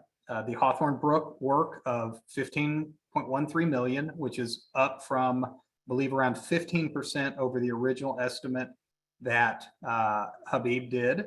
And then the Spalding work, which is largely accessibility improvements that I think, Brad, you guys are already aware of needing to be done on that building, and then some parking lot improvements. So total capital investment about 20 million for this. And everything that we're going to show here is in 2020 dollars. And we don't, without additional input from the district on what they think would work, we have we're hesitant to recommend any phasing of any of this or how things would time out. Simply because that's a much bigger conversation around the logistics of what you do with students. Where do you put students while things are being renovated? How do you deal with portable facilities, temporary facilities, existing space to house them, et cetera. So if all this work were done right now, that's what we're talking about when we present the cost estimates, is a 2020 estimate right then and there. So what this does is basically leaves us with our existing 8 classrooms that we've got available in that building right now. And we're going to be moving down to around 5 classrooms. So we've got capacity in that building if it were totally renovated and upgraded and updated. What you see at the very bottom is what happens to our class sizes over time. And they're not bad. I mean, we have good class size numbers in K through 4 in Ashby as it is. What we're not going to talk about now, but which is included in the report, are some of the educational and academic impacts of single grade rural school settings. And I know, Brad, you've probably got a lot of information on this, but it's a challenge to staff them for all of your, music, art, all of your special programs. It's virtually impossible to do special ed out of them simply because you can't do anything more than staff them with full-time teachers. It's very difficult to get fractional FTEs for any subjects now. And I doubt that's gotten any better in the last year or two, but you would know better than me. It is not. It has gotten more difficult in the last year or two. So, this looks at what Ashby can accommodate with its current students. And you'll see that we do have a projection increase, but it's going to be a little while before that projected increase results in the need to fill all 8 of those classrooms. But this is what capacity looks like, number of classes and class sizes based on the enrollment projections that we have. So some of the challenges and things that we observe about this, you got plenty of room with a renovated Ashby. There's no question you're not going to outgrow it anytime soon based on what we see with the current enrollment trends. Logistics of the renovation would be difficult. I know that there was some discussion of this in the Habib report, but that abatement and the demolition is definitely not a 3-month project. That is a much longer term abatement and renovation, especially when we get into the oil tank out front and any potential issues that you may have environmentally there. But that would be, in our view, a disruptive enough renovation that it most likely would require the relocation of students, or at least portables on site for, if not the duration, a good chunk of the construction. It's just entirely too disruptive to try to have that work going on with students in the building. So that's one of the reasons that we preface the entire thing with saying, regardless of what you do, the space that's currently occupied by the Keystone Collaborative needs to be opened up for district use. So again, by 2026, we're dropping down to 1 class per grade. This changes options for teachers. I'm not an educational expert by any stretch. I'm on the operations and facility side. But we've got a lot of information in our report on, what this impact looks like. And yes, you get a very close-knit school, but you have challenges for teachers that don't have additional grades to move children around in. They can't properly they can't ideally place children in different classrooms. I mean, as a parent of twins, you wouldn't want my two kids in the same classroom in this building. That's just one of the kinds of issues that you can run up against in such a small rural school model. And again, based on current enrollment right now, Town of Ashby is 100% on the hook for the renovations on that building. And we've got limited opportunities for teacher professional development and inability to cover the classrooms due to staffing issues. Brad, do you have anything to add? Any thoughts on that? No, honestly, I think it covers it. Just to reiterate, it is extremely difficult to find full-time teachers now, and finding fractions of FTEs, especially in specials, is extremely difficult. So finding full-time FTEs is difficult. Fractional FTEs is extremely difficult, and it has gotten more difficult during COVID and as we come out of COVID. Thanks, Brad. All right, so option 2. So there was a lot of feedback from the community engagement piece and from the school committee on, how do we grow Ashby? How do we better Ashby and make it, something that kids and parents want to attend? And quite frankly, the renovation doesn't cover that. The renovation, if you follow the scope that's there, still leaves you with, from an accessibility standpoint and an inclusivity standpoint, it leaves you with meeting the minimum building code that is in existence right now. You still have a cafeteria on a lower level that's accessible by a chairlift. That's not the kind of building that you're going to try to attract or be able to operate easily inclusion or special ed programs. Not to mention the staffing issues. So anything you do at that school, if the goal is to expand the enrollment, you've got to make that school step up a couple of notches. So what we looked at were, and I'll show you some just so you see it on a plan. The scope recommended some renovations to the front half of that center wing.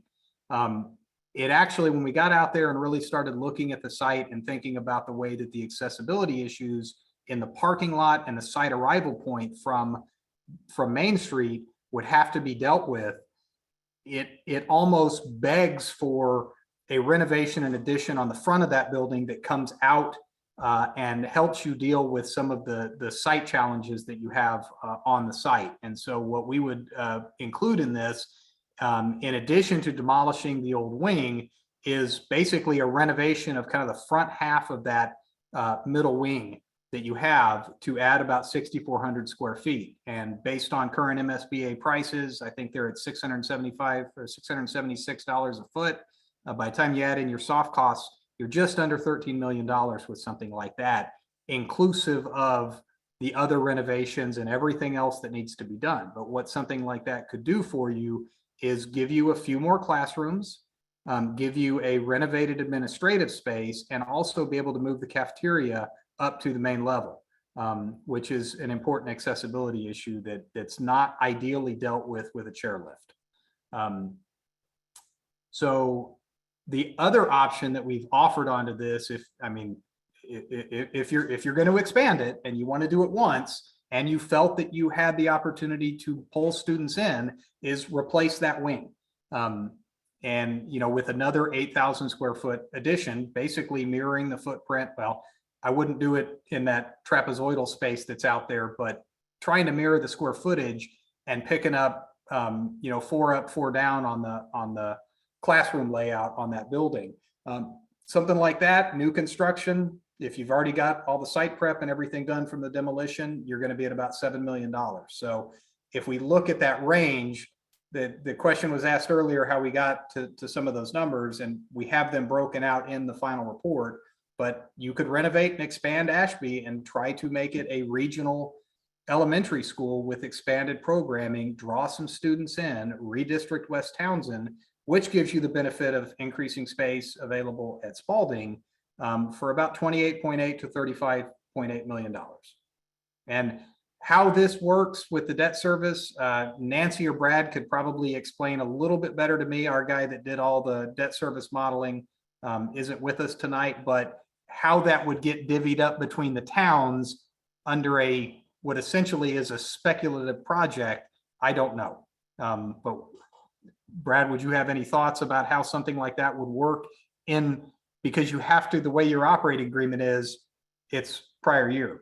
So if you were going to redistrict and pull people in, it's not clear from the operating agreement how debt service on a future project would be allocated, other than by. I'd have to defer to Nancy Haynes on that one. So I think what would probably likely happen is we would probably have to come up with a specific change that addresses that. And if you look at some of the regional agreement changes in the past, when various towns came in or new towns were added and that type of thing, they addressed some of those capital costs and what would be owed if they had joined at a certain time. So it's probably something that would be a unique circumstance and probably have to have its own capital allocation figured out and approved as part of the transition. Yeah, and this is, short of that, it's the October 1 numbers from the prior year that dictates what the cost is. Yeah, and this speaks to some of the comments that the school committee made when we originally were here, was, how do we get other towns to join the district and help us with some of these issues and some of these costs? This is how you do it, to the west. If that is a direction that the committee would want to go, the minimum amount of renovations at Ashby are probably not going to be sufficient to attract other towns or other students or choice in or tuition in kids into that building. They really are the minimum scope required to meet code. So any questions on this alternative before I jump into the next slide? So I wanted to just show you this. Susan.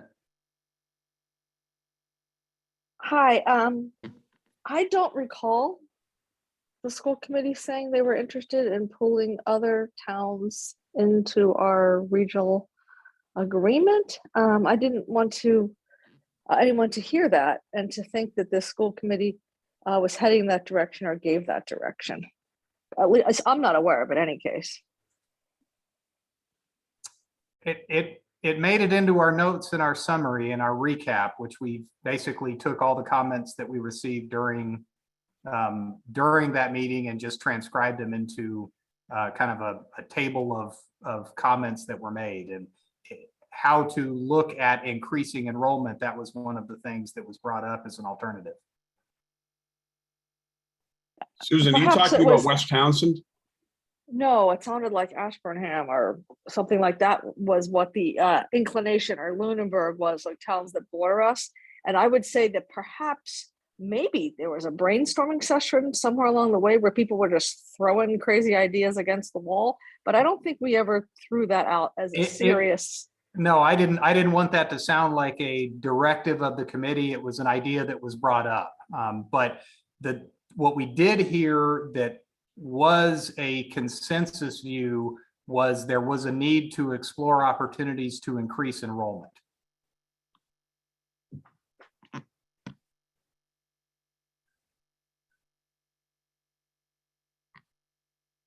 Michael, just while I got to pause here, how many more slides do you have?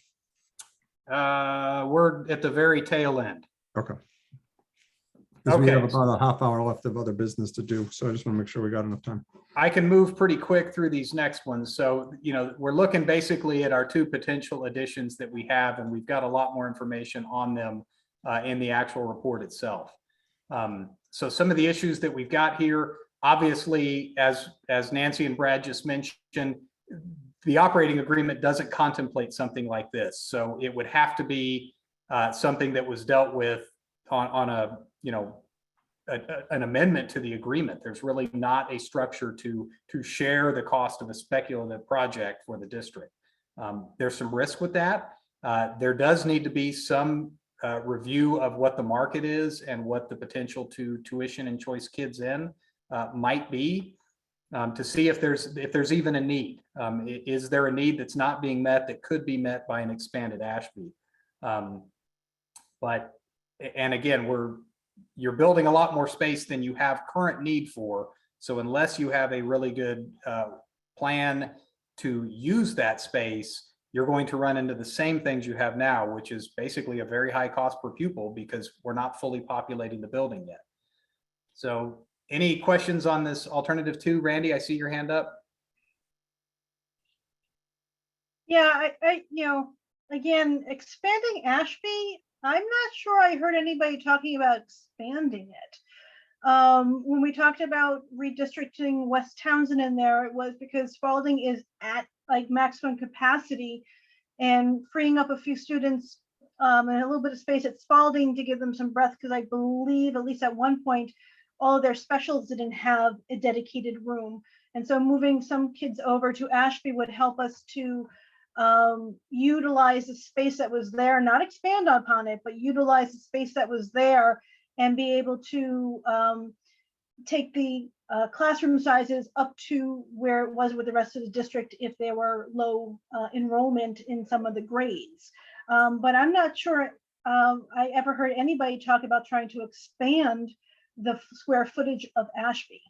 Well, the problem you run into is you only have 8 classrooms available there. So unless you're planning to bring, to get to 2 classes per grade, you don't have enough classrooms right now. So one of the things that was mentioned was the need to get to that point to be able to accommodate 2 classes per grade. You can't do that without expanding.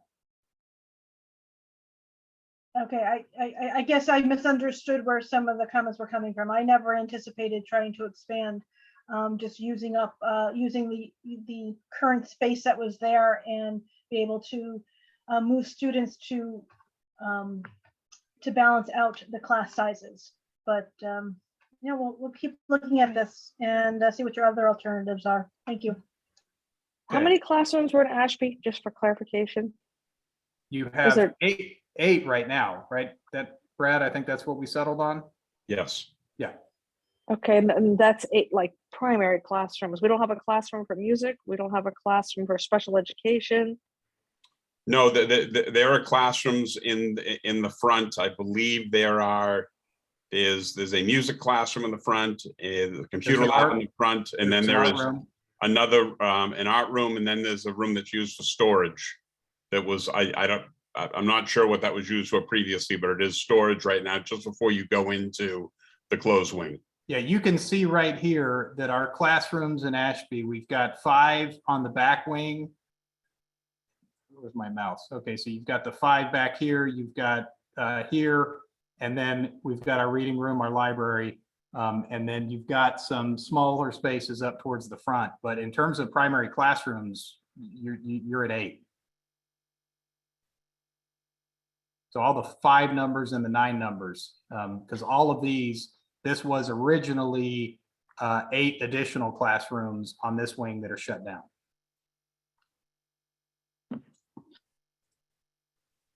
Okay, so that's alternative 2. And again, it's kind of that's the reach if you were looking to do some expansion, but to accommodate really a 2 grade or 2 class per grade scenario, you don't have enough space as it is right now. So alternative 3, yes, June? Yes, I was just double checking that, because didn't we always have 2 classes per grade before? In fact, Yep. One year we had 3 classes per grade. So, and I know there are a bunch of empty classrooms being used for storage right now. So I'm just Michael, I think you're missing the second floor.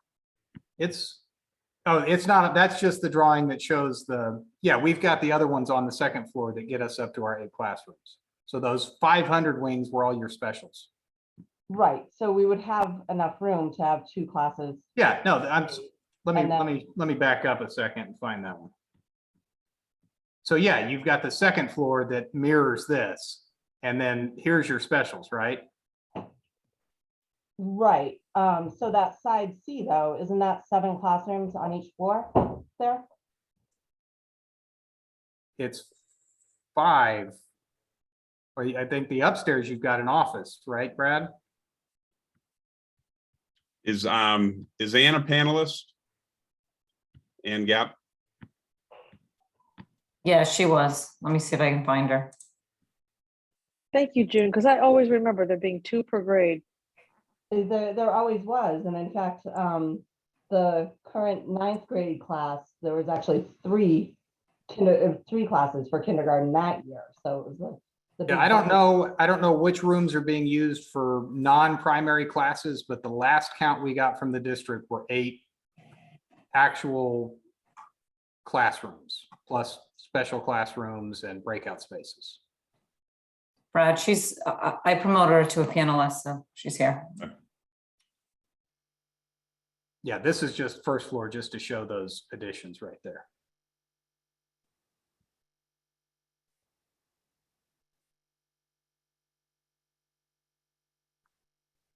Are you able to show the second floor or no? Is it just? I don't have it on this because You don't have it on I was okay. just trying to show you what the potential additions were going to be. I've probably got the second floor if you want me to find it. So between the two, between the first floor and the second floor, you do have enough for 2 sections at each grade level. And then the specialist classrooms in the front. Well, that's what we got from the district the other day were 8 classrooms, because we kind of went through which ones were decommissioned, which ones were basically repurposed for other uses. So does that number include a storage number or a classroom that's being used as storage? Or? There are classrooms that are being used as storage right now that would be usable if needed. Okay, so what is our actual available primary classroom number at Ashby? Is it the 8 number that we had? No, because that includes storage. Ann, are you on? Wouldn't it be 14? I mean, is that first and second floor mirror each other? Ann's on. Hold on. Good evening. So we have 6 classrooms on the second floor and 7 classrooms on the first floor. So we have 12 plus an extra space, and some right now are being used as storage, and we have spread out our sped department only because we had some space available. But I have been there 17 years and we have had 2 of every class, as June has said, and some years we've even had 3 of a class. So we have space to do 2 of each classroom. Absolutely. Okay, well, that's different than what we had before, but I can certainly update it. I don't know that it makes a huge difference other than our available capacity under alternative 2. Right, and I think it was different, Michael, because of the storage component. Because some of those classrooms are being used strictly for storage right now. Okay, yeah, if we can get updated counts on what can actually serve as a standard classroom, not a special, not a breakout space. Yep. The regular standard classroom, that would be helpful. Right. For every school. No, we really just need it for Ashby. I think we've got everything on the others. We can double check everything we have for the other schools. The other schools don't have classrooms. They don't have the free space to use the storage. Yeah. Yeah, really, our primary interest in where we have excess capacity right now. All right, so the alternative 3, and again, this one comes with its own challenges, and that would be simply transitioning Ashby as it sits right now, grade configurations, class sizes, staffing, everything over to Squanicook. Based on our assessment of Squanicook and in talking with your facilities director, not much has to be done to accomplish this. The building's in good shape as it is. There's more than adequate space to move everybody over there and actually have additional classes available, classroom space available that could be used for future expansion if Ashby enrollment were to grow. Now, that's not an ideal scenario from a class size issue, because we're basically in the same place we would be with Ashby operating as is. But we were asked to go ahead and model this, so we did. We do recommend at least setting a small amount of money aside to do some renovations, where necessary, paint and update, minor repairs after vacating the current tenants that are there. But in terms of what has to be done, it's a minimal list. So by the time we put Hawthorne Brook and Spalding into the mix, we're at our lowest cost option of about 15.8 million to do alternative 3. Now, this does give you the option of, before you put district students in there, going ahead and addressing the need to renovate and consolidate the administrative space on the second floor. It would be difficult and disruptive to try to do that later if you needed the space. And somebody had asked earlier what the range was that we were projecting for alternative 3. That's what the range would be. It's kind of a question of what would you have to do versus what are you best off doing. So that's our difference on alternative 3. Here's basically what it looks like from a capacity standpoint. And we're basically moving the enrollment and the class structure that we have at Ashby into Squanicook. Currently, we have, let's see, we've got 10 classrooms available in that building right now under the Keystone Collaborative lease. So you have additional space that could be freed up in administrative, but you don't need it right now. Based on the way that classes are being used currently at Ashby and the way they would be used in the enrollment moving forward, you have excess classrooms that could be transitioned to other students or could be used for an expansion of the pre-K program, which could potentially also generate revenue. So you can see here what our average class sizes look like moving forward across Squanicook with the Ashby students moving in. And I think that, you know, there's challenges, there's benefits to this also. You don't necessarily have to do all the work. It would be very difficult to do a lot of the other stuff later, like the administration wing consolidations. You've got boilers in there that we believe are original to the building. And you've also got all the mechanical controls are all pneumatic controls. Those things probably should be updated because they're going to fail soon. They're in excellent operating condition now. But those are the types of repairs when you start looking at HVAC or heating and HVAC control systems. When those have to be replaced, they are incredibly disruptive because you've got to be everywhere in the ceiling and the walls to do those kinds of systems. So doing that kind of work before you move in is always a good idea. We've got the ability to share capital costs because we've got a larger number of students from other towns in that building. We've got the opportunity to expand pre-K, but transportation costs increase, time on the bus increases.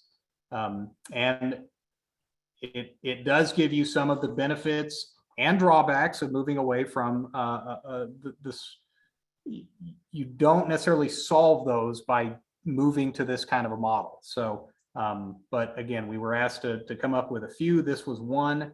I believe this next option is one that you guys have discussed or has been looked at, and that would be the idea of taking Squanicook and turning it into an early ed center and housing pre-K through first grade at that location for both Townsend and Ashby kids, as well as pre-K from Pepperell.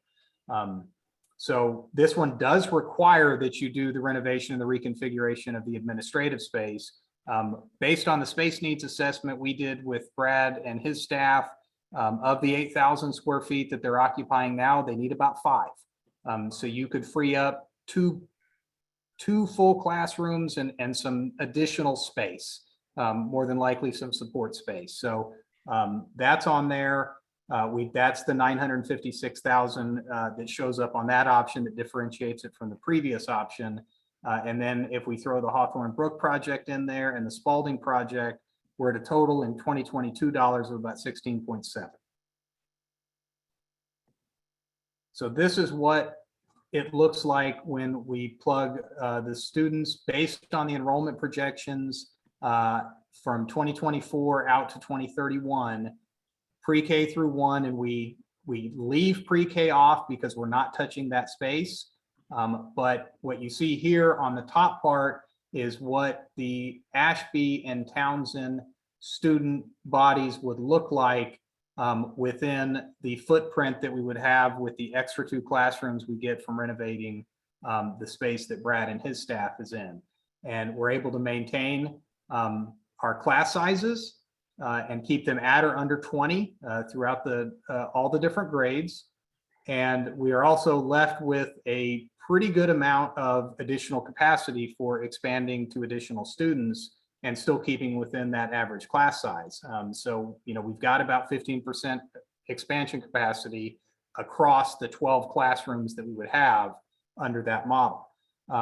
The added benefit is that Spalding, by shedding those students and moving them over to Squannacook, is able to free up a pretty significant portion of their space, and they are basically at capacity right now.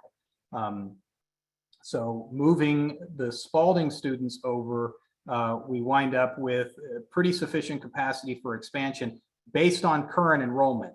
We really don't have a good way to say what the maximum capacity is, other than it's pretty much where it's at right now.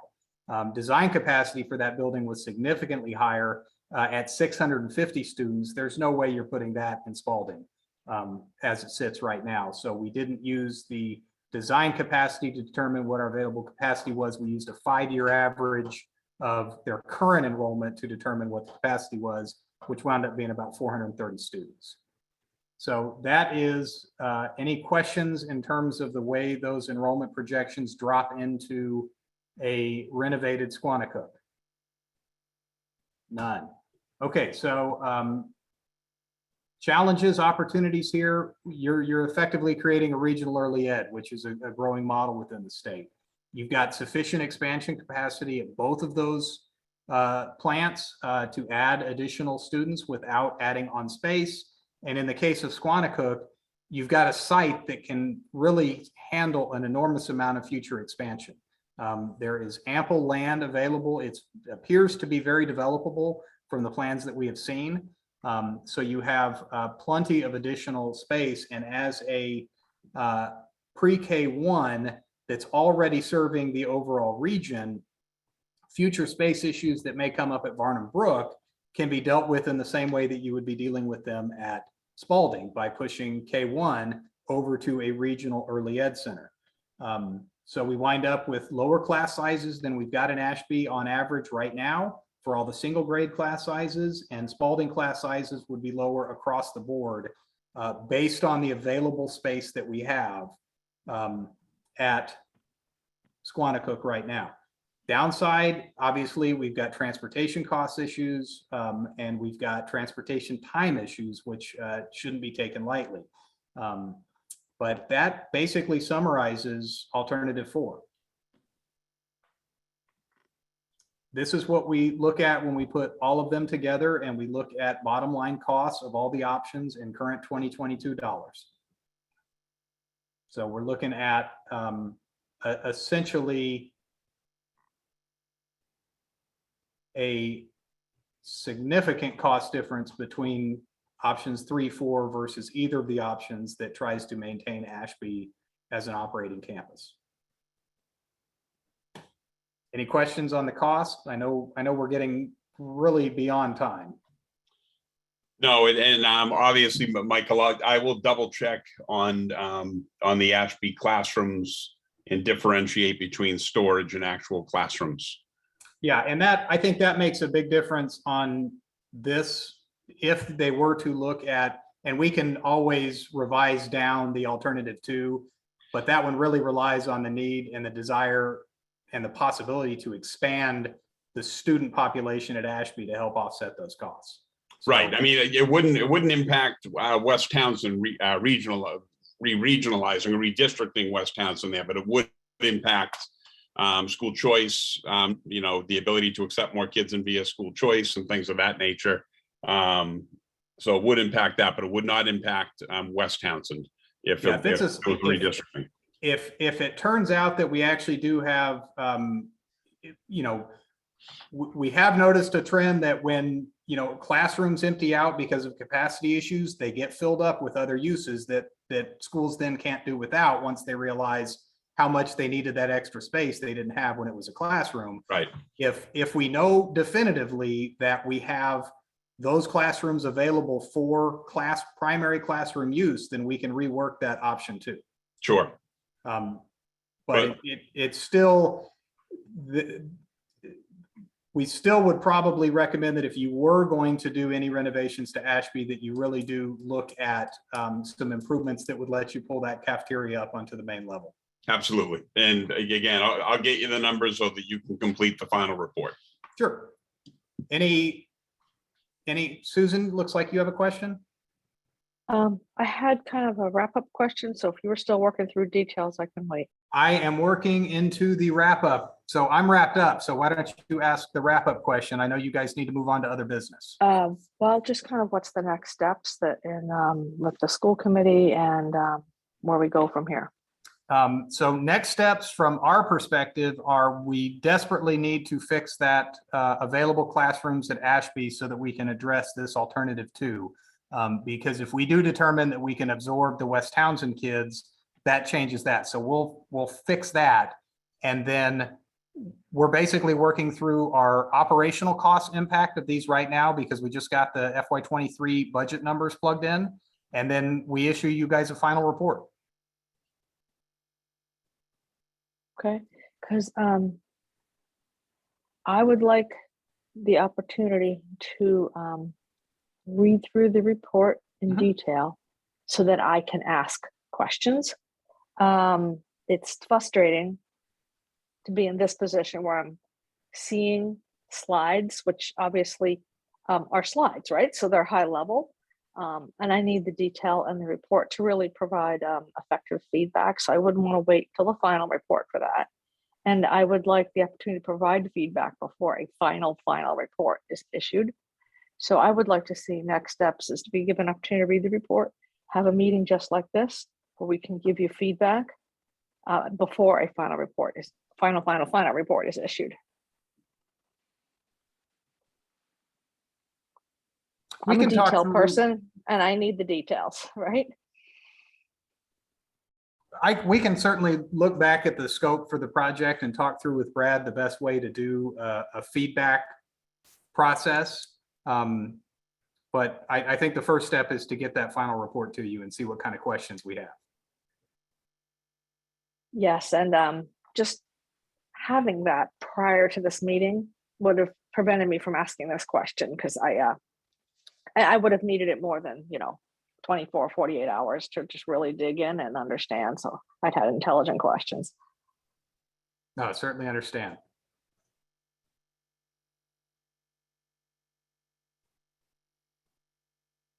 Any other questions from anybody? Michael, do you have any other comments or? No, just we'll get the final report to you and then see what kind of feedback structure we want to put in place and then do a final report after that. Excellent. June, do you have a question? More of a suggestion, Craig, just for us, I'd really like to have all the committee members take a tour of Ashby because I know only some of them have. And I would also like a chance to give a tour to our select board members, our town administrator, because I know we keep saying we're gonna, put this back on the towns to make the decision. Are they gonna make an investment in the school? But most of them haven't seen it. One of our select board members saw it in the fall, and the interim town administrator saw it at that time. But all of these people that we're asking to make these important decisions haven't actually even stepped in the school except for town meeting. So I'd really like to have that kind of be one of the next things in this process. And And there's definitely open meeting laws, right, June, to handle if all 9 of us went. Sure. There's not a problem with that at all for all of us being there together with the proper postings.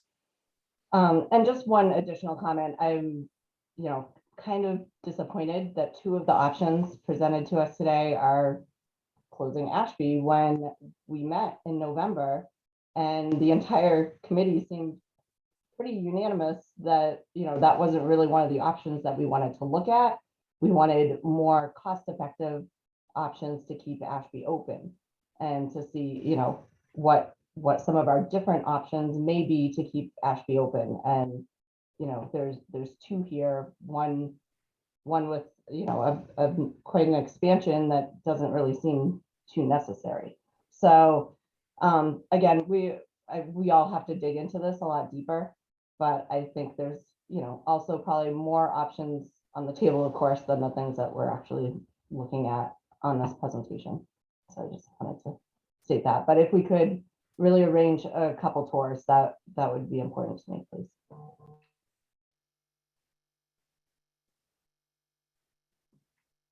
Thank you, June. Anybody else with questions? All right, I mean, I think a tour is a great idea. If we had a way to do it in a productive way with everybody plus the select board and TA, I think that would be a good idea. I just want to make sure that it's not such a large group that we don't hold the attention of the full group and everyone gets the full experience of seeing the building. But if we can figure out a way to make that work, I would prefer that. So we're all seeing and experiencing the same thing at the same time.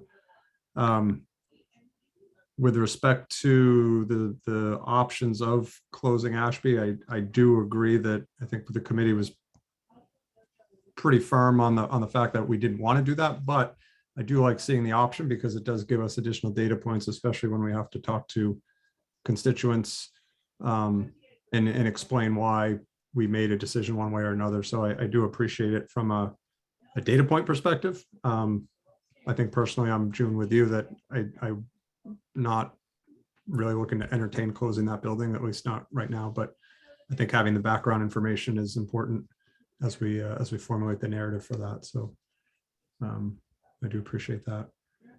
Lisa, did you just have your hand up? Yeah, I did. We did reach out to the town administrator in Ashby and asked them to meet with the finance committee at the building and to take a tour.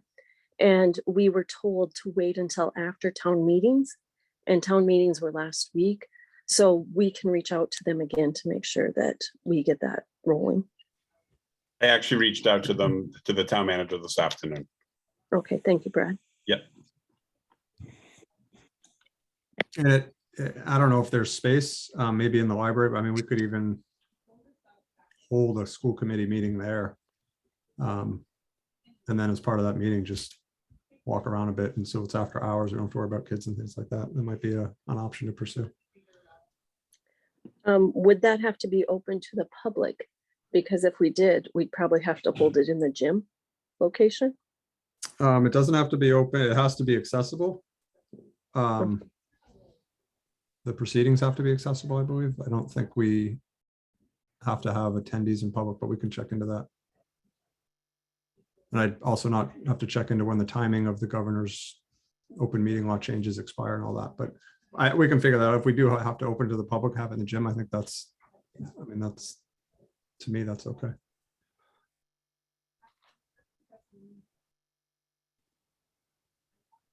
Any other questions or comments on this one, Jessica? Or June? I thought Jessica just had her hand up for a second. Yeah, just one other comment, just because it's something that I haven't seen or heard talked about yet too much.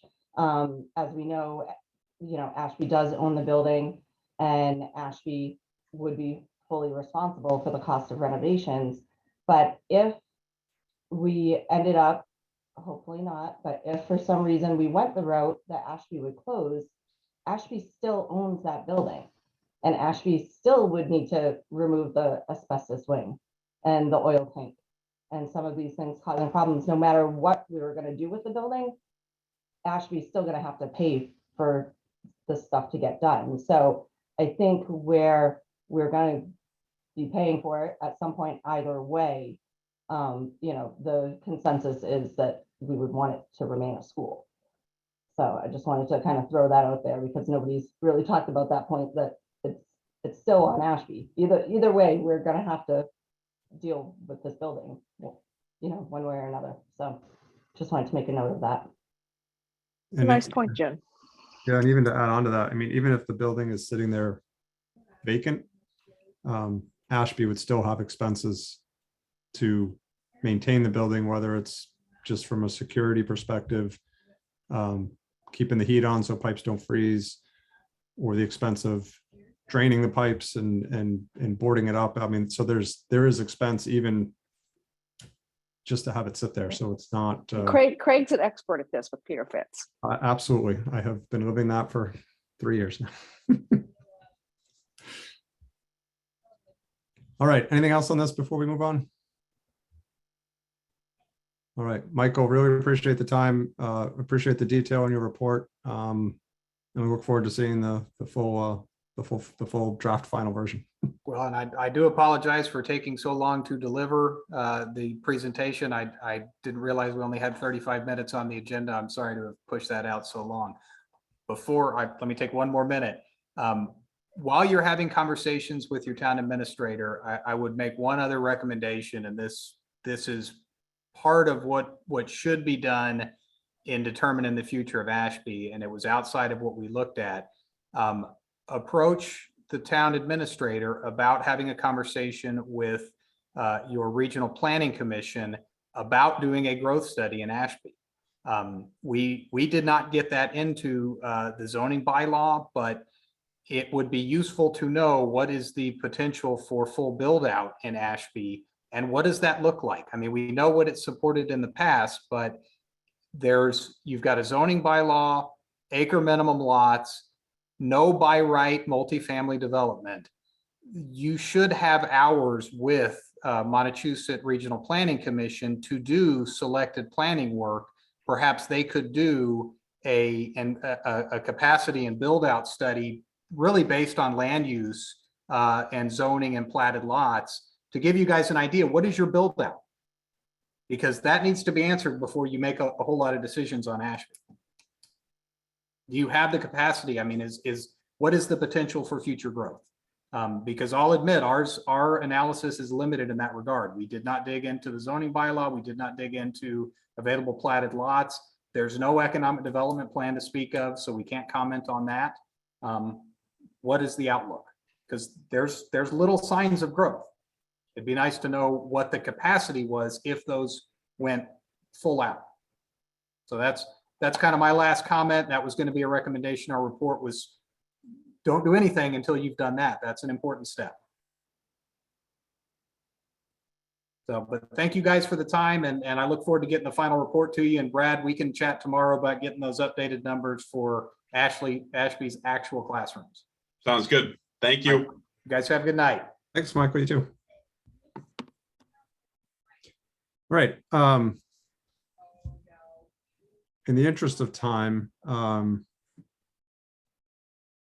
guess Superintendent, I'd like to skip a couple items on the agenda. Folks are okay with that, but the Board of Director votes and the Keystone lease, are those items rather we need to do this evening? Are they quick? Oh, I think we can skip those, but we definitely have to do the high school baseball trip. That's a policy. All right. Okay, so we'll do finance. Lisa, this budget transfer, is that something we need to do this evening? Is there a budget transfer on there? There is.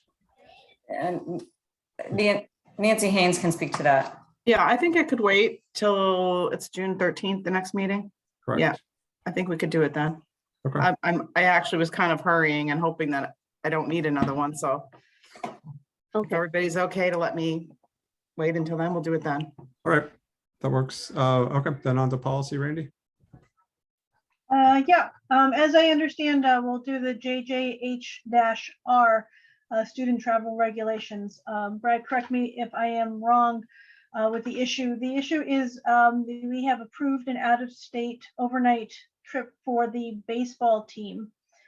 I don't think it's very far. I think it's just in New Hampshire, if I'm correct. But they were looking to use the district vans to transport the kids. Our policy as it stands right now has a line saying that late night or overnight trips will use commercial motor coaches.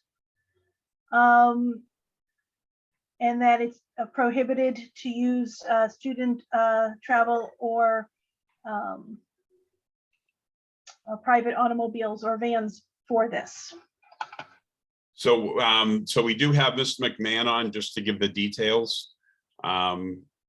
Is he able to just explain to the committee? Sure. Okay.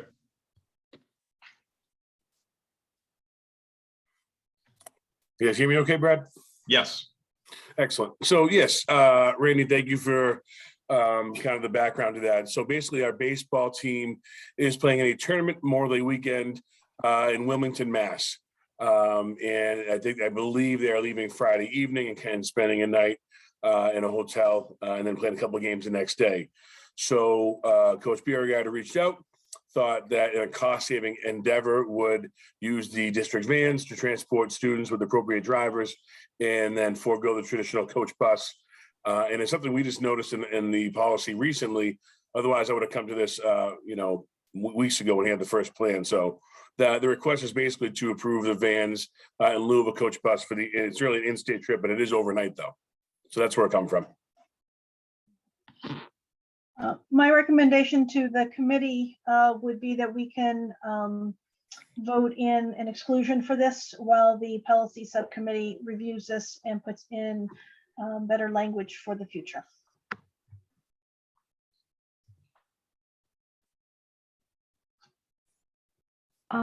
What's the cost difference? How much are we really saving? Well, the cost of a coach bus is going to be somewhere in the hundreds. If it's an overnight, probably looking at about $1,200, where the cost of the vans, which we already own, is essentially gas money. So a couple $100 probably. If I could get exact numbers if you'd like, but it'd be significant cost savings. Do we know the reason why the policy excluded vans to begin with? We actually didn't have vans. We didn't have the ability to transport our own kids. We had the Gateway van and that was it. And now we have the Gateway van and we have another 14 passenger van from the high school that's a new van. So it does, I mean, currently coaches use those buses now when the teams are small enough. So it actually works out pretty well. And it is a significant cost savings. In this particular case, again, as Mr. McMahon said, you'd be looking at, I think 1,200 is low for two coach buses. I mean, it would be one coach bus, so it would be relatively low. And it would probably be, tops $200 in gas as opposed to $1,200 for a coach bus.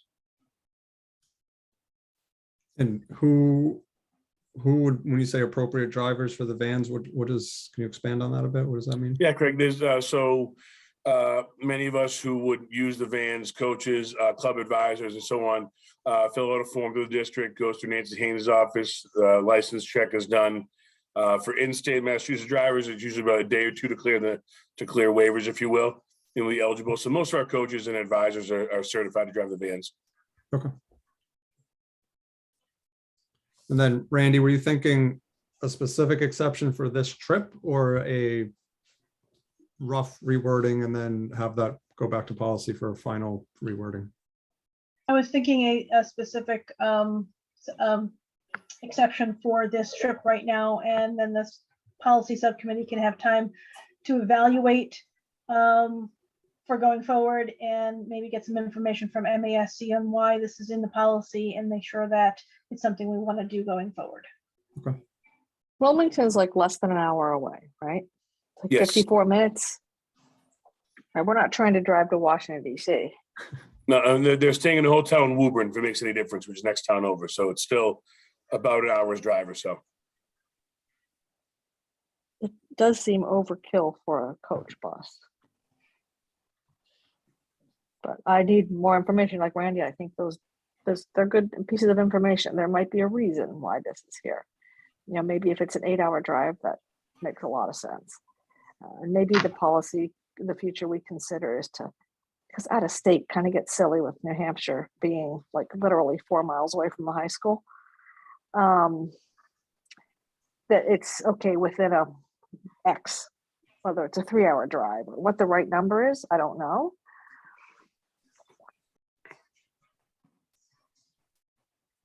Greg, do you need a motion?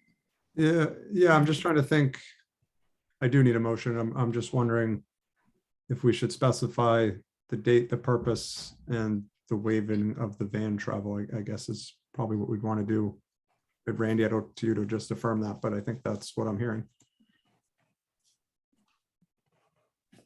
Yes, just, I don't have the date and stuff in front of me, but just a motion to waive this policy for the transportation for this trip. The policy or just the restriction on van usage? The restriction on the. You have in front of you. You're cutting out, Randy. I didn't hear what you said.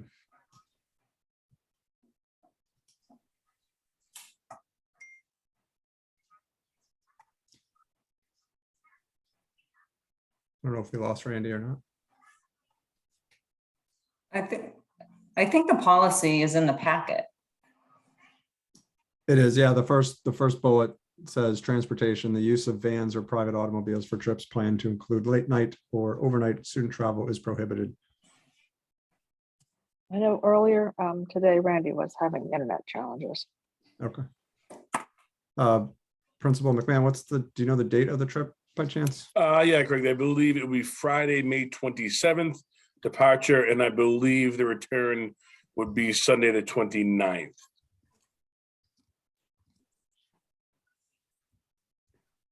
All right. So we want to waive the van travel restriction for the baseball? Yes, sir. High school baseball overnight from Friday, May 27th to Sunday, May 29th. And it looks like Randy has dropped and hopefully he's rejoining.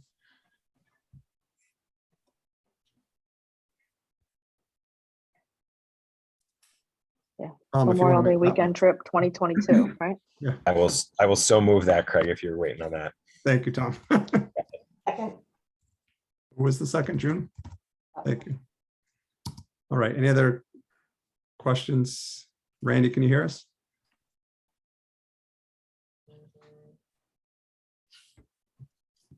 Randy is muted. I am back. Can you hear me? Yes. Oh, good. I am so sorry. My internet has been ridiculous all day. The weather just brings it on. It's awful and unstable. What I was trying to ask was, I'm looking, Tim, do you have the dates for the trip in front of you? Yeah, Friday, May 27th to Sunday, May 29th. So Tom has Oh. so moved a motion to waive van travel restrictions for high school baseball overnight from Friday, May 27th to Sunday, May 29th. Thank you, Tom. Did somebody second it yet? June did, yes. Okay, wonderful. So if that works for you, That does work for me. perfect. Okay, any other questions or comments on that one? Excellent. Okay, so the motion is to waive that restriction. Jess, Yes. June, Yes. Lisa, Yes. Randy, Yes. Susan, Yes. Tom, Yes. and I will vote yes. So that passes unanimously. Thank you. And Robin, Thanks, if you didn't folks. catch that, it's next policy meeting. We need to look at this. Okay. I'll You're add it. welcome. You're welcome, Tim. Didn't mean to cut you off. No, thanks for your time. You guys had a long night, so thank you. Thank you, sir. Appreciate it. Rainey, do you want to do the other policy real quick, or is there any, is that an easy one? It was just for adoption. It was a first reading and I've gotten no comments on it. Okay. Okay, yes, sorry, I was on mute. I started talking. So yes, the other policy is just the JLCD that we had a first reading on the last meeting. I have not received any comments on this either. And so I will make a motion to accept JLCD administering medicine to students for a final reading or an adoption. Second. All right, thank you. Any questions, comments on this policy? All right, Jess, Yes. June, Yes. Lisa, Yes. Randy, Yes. Susan, Yes. Tom, Yes. and I'll vote yes, so that passes. Anything else, Randy, for policy? That is all. All right, anything else on the agenda that anybody wants to cover that we didn't? Otherwise, we'll push all those to our next meeting. Basically, everything under new business. Any other business anybody wanted to cover this evening? All right, going once, going twice. I'll take a motion. to adjourn. Motion to adjourn. Second. All right. Jess, Yes. June, Yeah. Lisa, Yes.